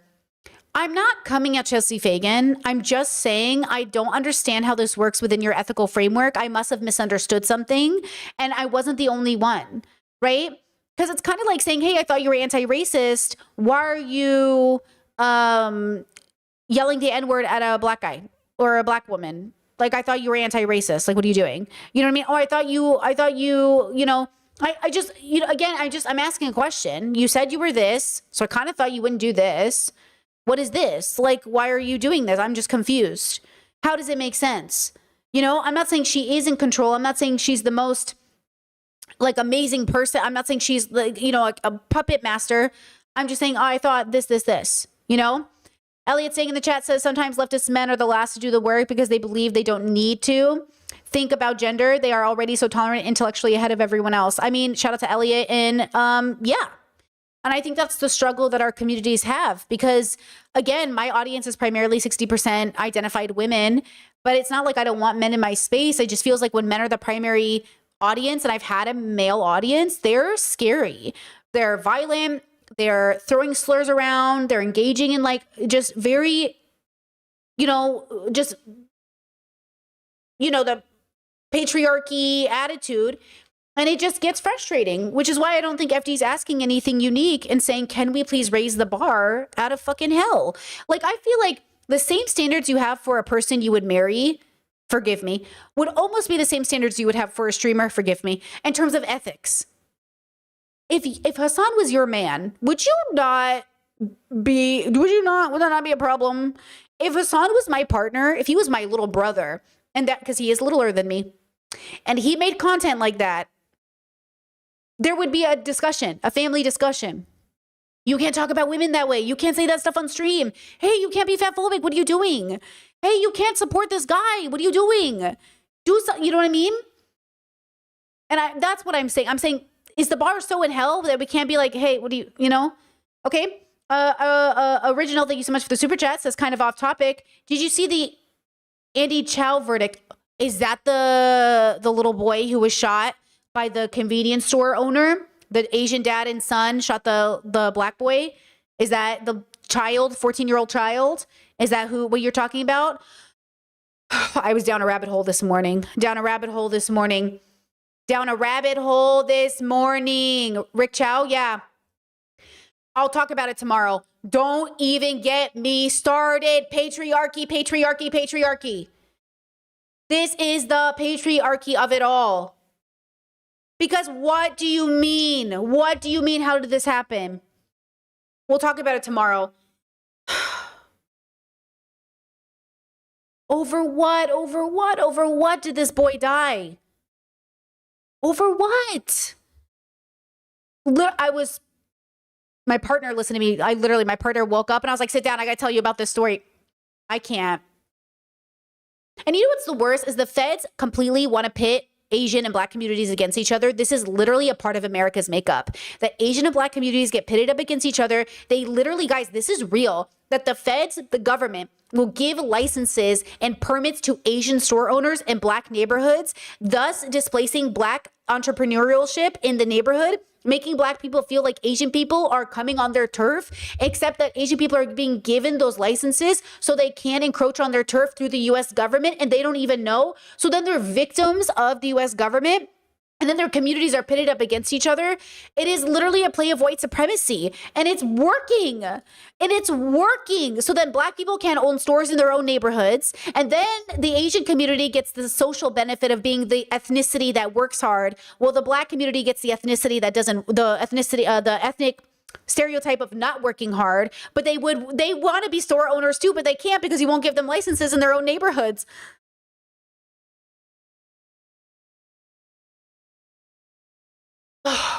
Patriarchy. It's so gross.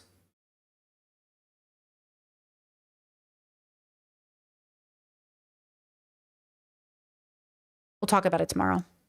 So many other American politicians wanting more action from America in Iran, low-key on both sides of the aisle. America is not just allowed, but has encouraged Israel to be exactly what it is for decades at this point. It's just that this time around, Palestinians were able to show the world what is happening to them. And I want to be clear, Palestinians do not care and should not care how they get free or who in America is going to bring them to that point. If they get free because of a right-wing regime ushered in by Tucker Carlson decides to act on their innate hatred of Jewish people and pull support from Israel, that's an us problem. That's not a them problem. There's a great short essay from Laif Marouf. Again, I apologize if I got that wrong, where he's responding to a recent interview where Norm Finkelstein basically says exactly what I'm saying here. But Marouf comes back to reiterate that none of that is the Palestinians' concern. Maruf says literally, why is it so hard to believe that America first could actually be Israel last? So if the left, and by that I don't just mean us here on YouTube, although we are somewhat to blame, if the left can't present a crystal clear principle stance against Zionism to combat the nationalistic and ultimately fascist version that's taking a hold everywhere, including somewhat on the left,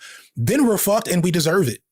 So again, shout out to Chris Robb and Charles Booker, I guess. I'll leave some links on how to support them in the description.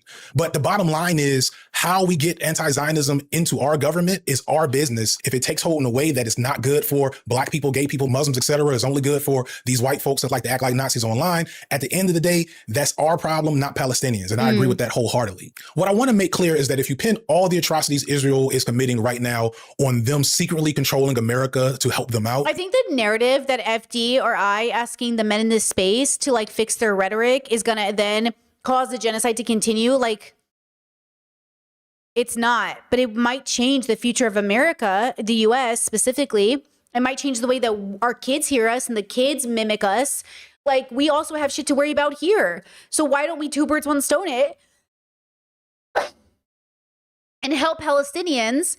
And then, of course, help the kids in our own space, because at the end of the day, they're listening to us, you know? Do you miss the fact that Israel and America's imperial interests are one and the same 99% of the time? And even seeing that as advocating for a free Palestine is short-sighted, because while Zionism couldn't function effectively without American aid, they would still be there in that region doing something horrible to those people, the same way America is doing horrible things to people all over the world right now, not just in Palestine, but in Cuba, Venezuela, Sudan, the Congo, all of these places where there are global calamities going on, comes back to us in some form or fashion. And this is not to say that Zionism doesn't have its own specific interests or that it doesn't have nukes, or that it was not still doing Zionism before it had America's help. But understand the relationship between Israel and America is one of mutual benefit, not some type of mind control that's happening from afar. And the reason why I connect that conspiratorial framing of Zionism back to a lot of white folks, white liberals, white leftists, is because it allows them to remain virtuous and not reflect on America's own history of genocide and how they fit into it. It's a framing to allow them to still be the heroes of the day, even when they're literally the villains. It allows them, like a grand partner, to say, hey, I might have been part of the problem, but now I'm going to be part of the solution. And all this other shit, just ignore it. Just pay no attention to the other things that clearly say that this is not the case. In short, hold on, pause. Okay, chat. Can I just say something? I don't mean to call anybody out, but you know who you are. You have a lot of heat in the comments right now for Asian communities, right? And they're adjacent to whiteness and the approval they get from whiteness. And you're right. The US government did that on purpose. They specifically hate black people, which is why I'm saying expecting white people to want to uplift black people in America is crazy. We cannot dismantle capitalism before white supremacy. White supremacy will always make sure capitalism stays in place and keeps black people down. Okay. You have more heat for the Asian communities than you do for the white men that I'm criticizing for throwing around slurs. And I just want to know why, and I don't understand it. Because don't you see it's the same thing? Or are women's issues just not as important? Because that's what I'm talking about. Like, that's what I'm saying. Like, yes, it's all a part of the system. It's all a part of oppression. It's all a part about the intersections of black women, Assyrian women, white women, whatever women, Asian women, right? Patriarchy, men utilizing their power in the right side of history, still acting out of turn. And then you look at whole communities that have been propagandized and incentivized by the US government by their overpromising. The US government has overpromised to minority communities. That's why young Gen Z Asian people are trying to build coalition with black people, because they understand how their communities have been targeted by white supremacy. And I'm saying, I want you to have the heat for the system, and I want you to have the heat for the individuals. You know what I'm saying? So when you sit there and you're talking about Asian communities in this way, like, yeah.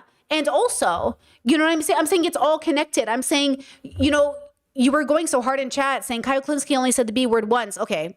No one ever says anything once. But also, like, that is stemming from patriarchy, because Kyle Klinsky is as close to, he is patriarchy, right? He benefits from its status. He is a white guy in this space. So of course, when he goes after minorities, which are women, or insert minority here. Okay, he also is ableist. When he engages in that behavior to own fascists, he's still engaging in some connection to white supremacy that is coming to come at the expense of your community, right? Of all of our communities, you know? Okay, you said, yes, you're right. Black issues are just as intuitive to me, are just more intuitive to me than women's issues. I'm trying hard to get it. And I know you are, and I appreciate it, right? And I know you are, but these are good opportunities for us to remember. This is why intersectionality matters, because women will think women's issues are just white women's issues instead of black women, Asian women, indigenous women, disabled women, you know what I mean? Trans women, women. So we also have to do it too. Women have to remember to dismantle white supremacy from our frameworks so we can engage with all women, right? So something to think about. You said I don't have women friends, that I'm not a woman. Well, you know, there you go. So it's, you know, thank you for being here in this bubble and us sharing back and forth, but they're all connected.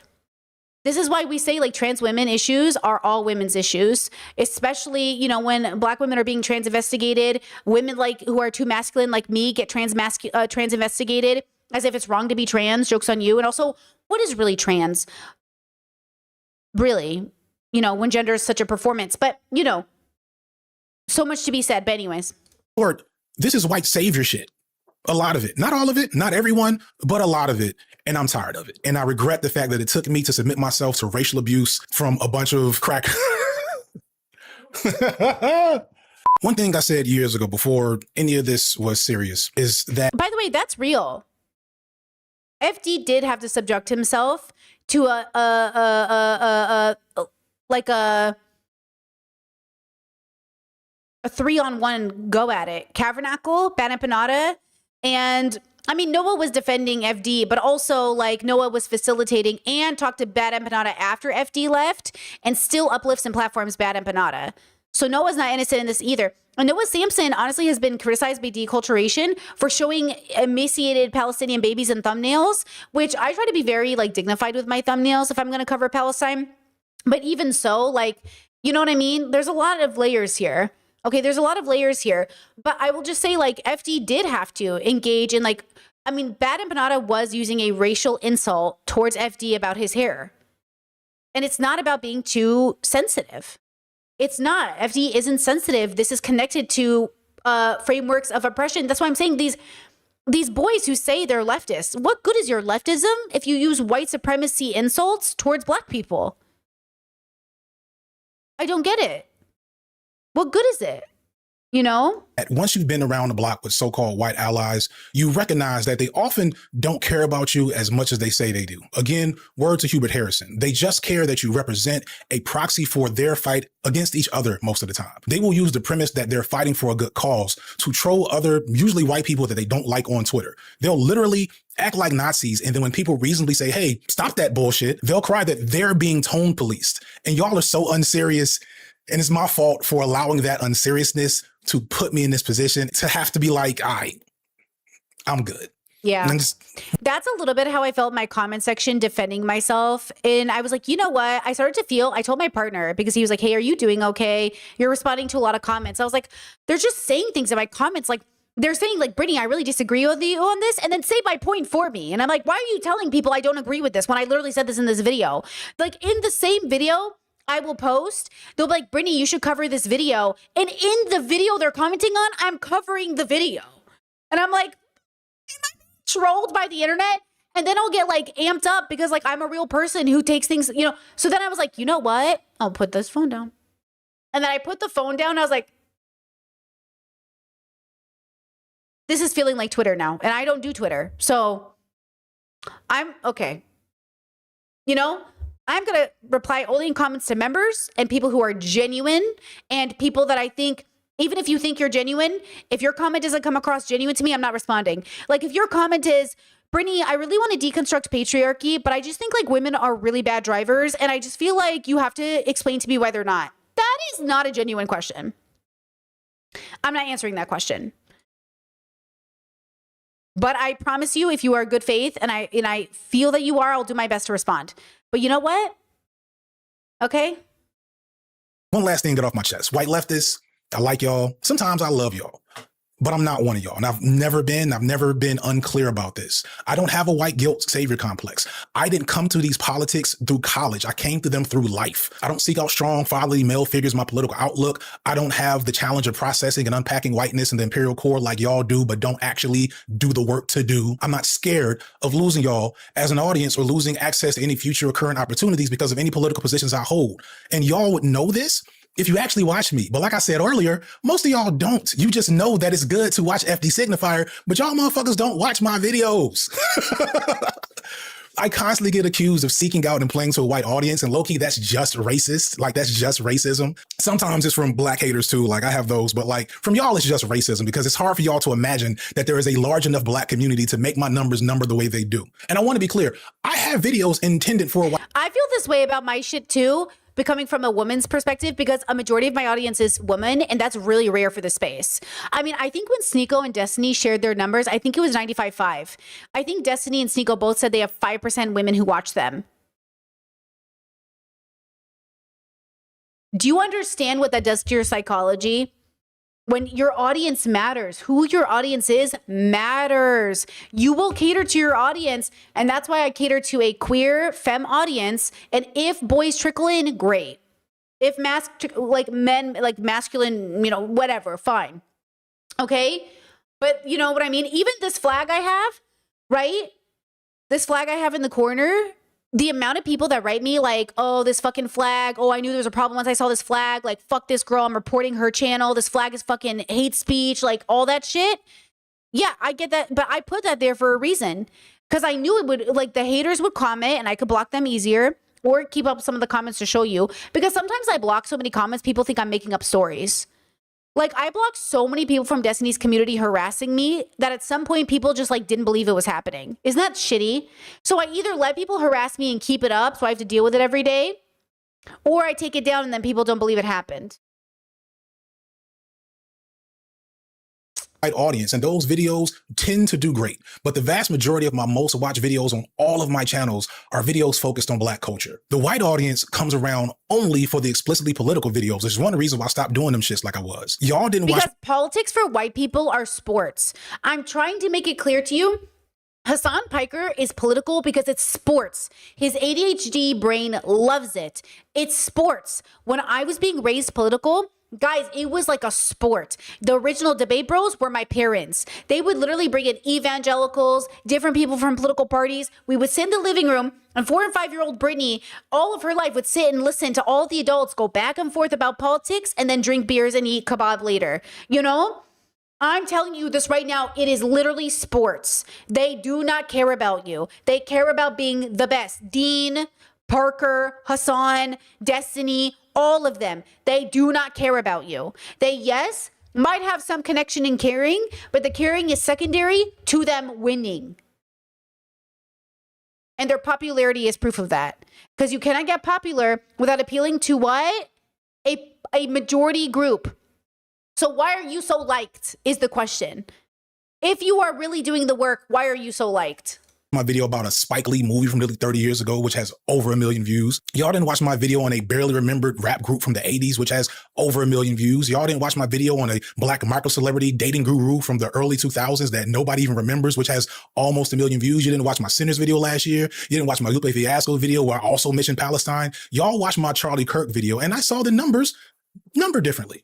And thank you for that. I made that knowing y'all would come through. I made that low key for y'all, and I hope you appreciated it, and I'm glad that you watched. But that's the thing. Y'all only show up when it's a video that you can be comfortably centered in, and that's not a big deal for me if that's something I want to talk about as well. But I wish y'all would recognize that that says less about me and more about y'all. I just made a 4-hour Tyler Perry video, which has over 3 million views.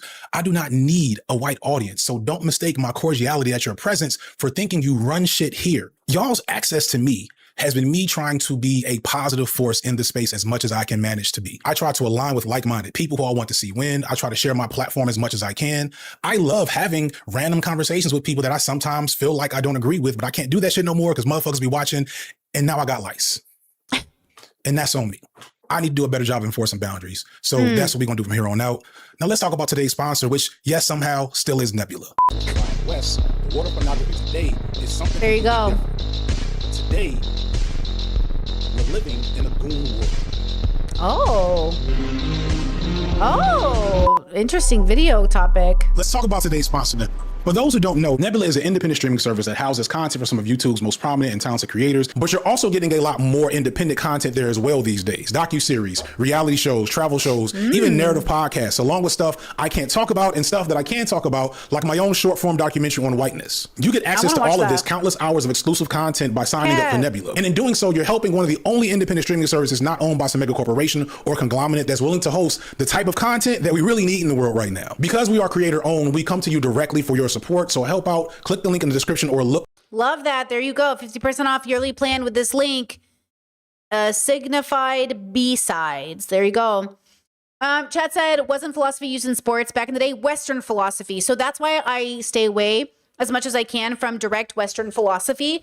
Because yes, Western philosophy engages in bro politics, bro debate.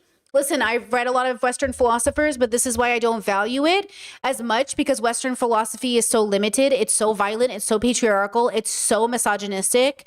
It's just about dominating instead of sharing, guiding, growing. Look, before Enlightenment, chop wood and carry water. After Enlightenment, chop wood and carry water.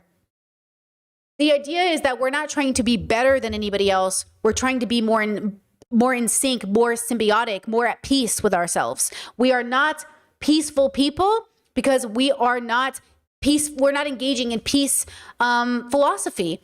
We're engaging in violent philosophy. Philosophy that has a rhetoric of who's the smartest, who's the best, who has the best rhetoric. And it's like, Jesus. So again, like, I love a good philosophical debate, but the way that I engage in philosophy here, the way that I think people are better served if they engage in philosophy is to ask themselves, why? Why do they exist? Why do they get up every day? Why do you do what you do? Okay. Why about everything? Why do you like the drinks that you do, the water that you do, the YouTubers that you do? You know, everything they do. Why do you like the shoes that you do? You know, why do you like anything that you like? And what does it say about you? What's the relationship you have with yourself, introspection and extrospection, everything outside of yourself? You know, what does it mean to you to show up? This was such a powerful video from FD, and I'm so glad that we watched it. Let me link it, of course. Let me link it. Such a good video from FD. It was everything that I wanted to hear and see, to be honest. I feel cathartic after my opening, topic and talking about patriarchy and politics. Like, this is what I mean. But you see how a man can come on stream and what's wrong? Am I not here? Oh. Didn't want to send for some reason. Am I here? No, I'm here.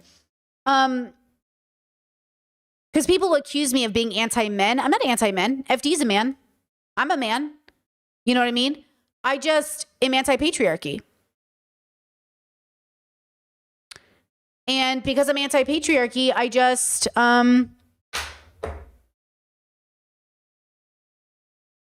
I'm here for a very short time. Like, I don't know how long I'm going to live. Right?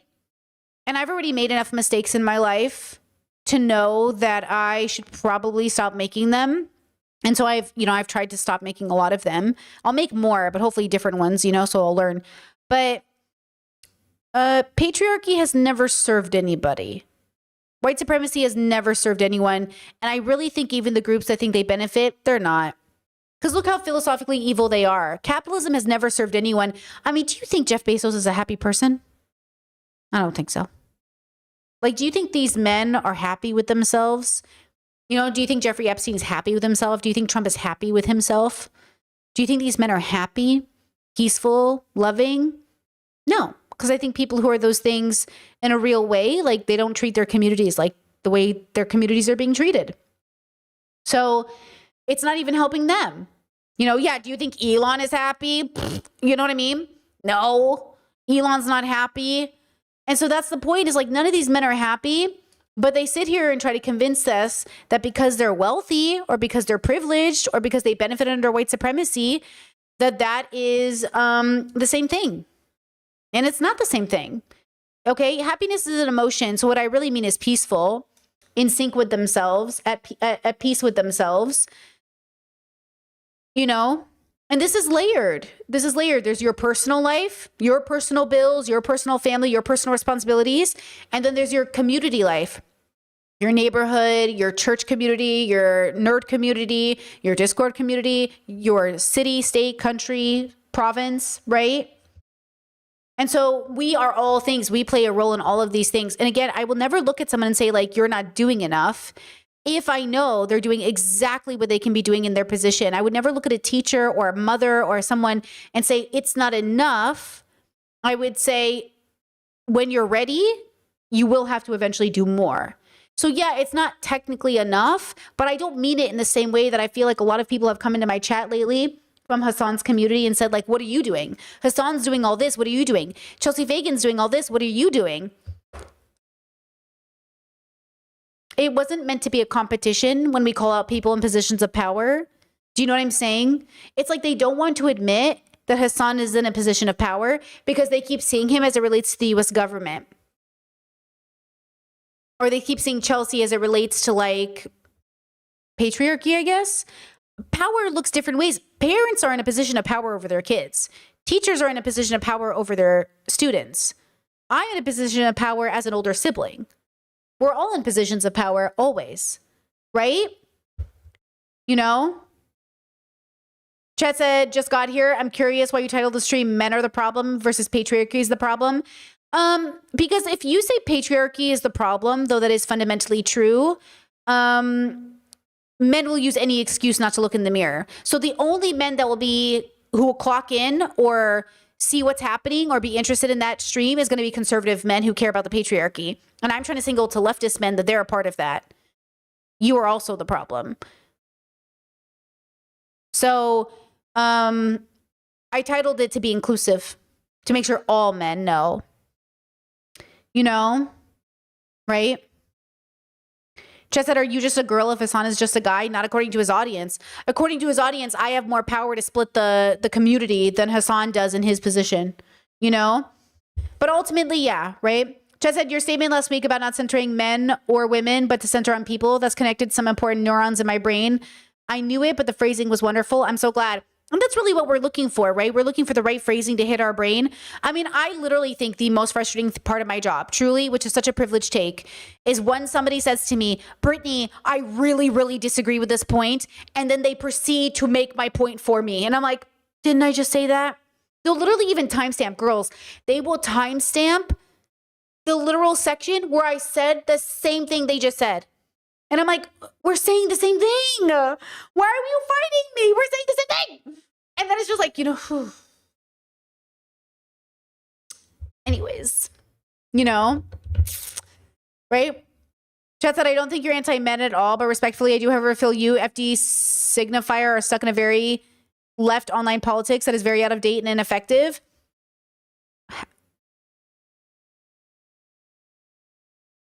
Okay.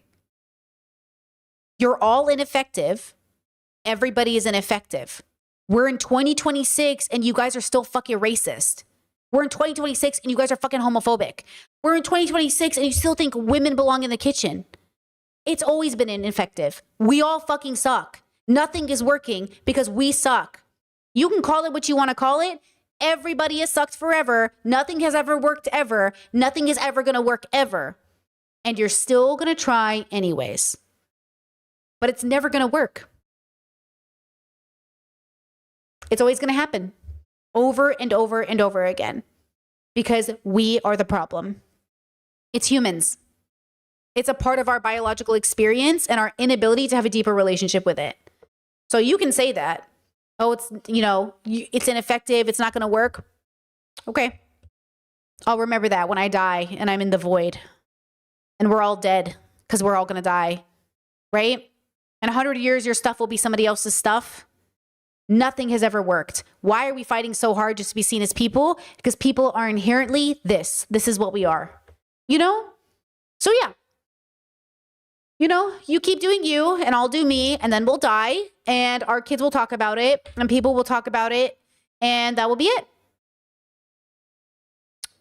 But I will end this stream in saying, and I'll come back tomorrow to have more conversations, okay? That until we own that we are all responsible, the world will always be the way that it is because it is a reflection of us as a whole. Period. The end. It is a reflection of us as a whole. It is a reflection of us as a whole. And if this is a group project, we're going to fail again. Okay? And you can blame people for it, but if the majority of us were good people doing good things and we were more humble and we had more wisdom, we'd be passing this group project, and we're not. So all of us are complicit. Even those of us who show up and do the assignment every day, we're still complicit because, you know, of the way we engage in the group project.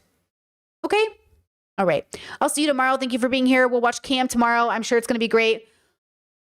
We'll cover the murder of that little boy as well. So sad. And I appreciate you being here. I really do. And listen, try not to fight in my comments with people, you know, if you want to send them some facts, but like, don't fight with people in my comments. It's not worth it. I'm going to try to disengage as well. And shout out to FD for making a grounded and thoughtful video about boundaries. Be open with boundaries. All right. Talk to you tomorrow. Bye-bye.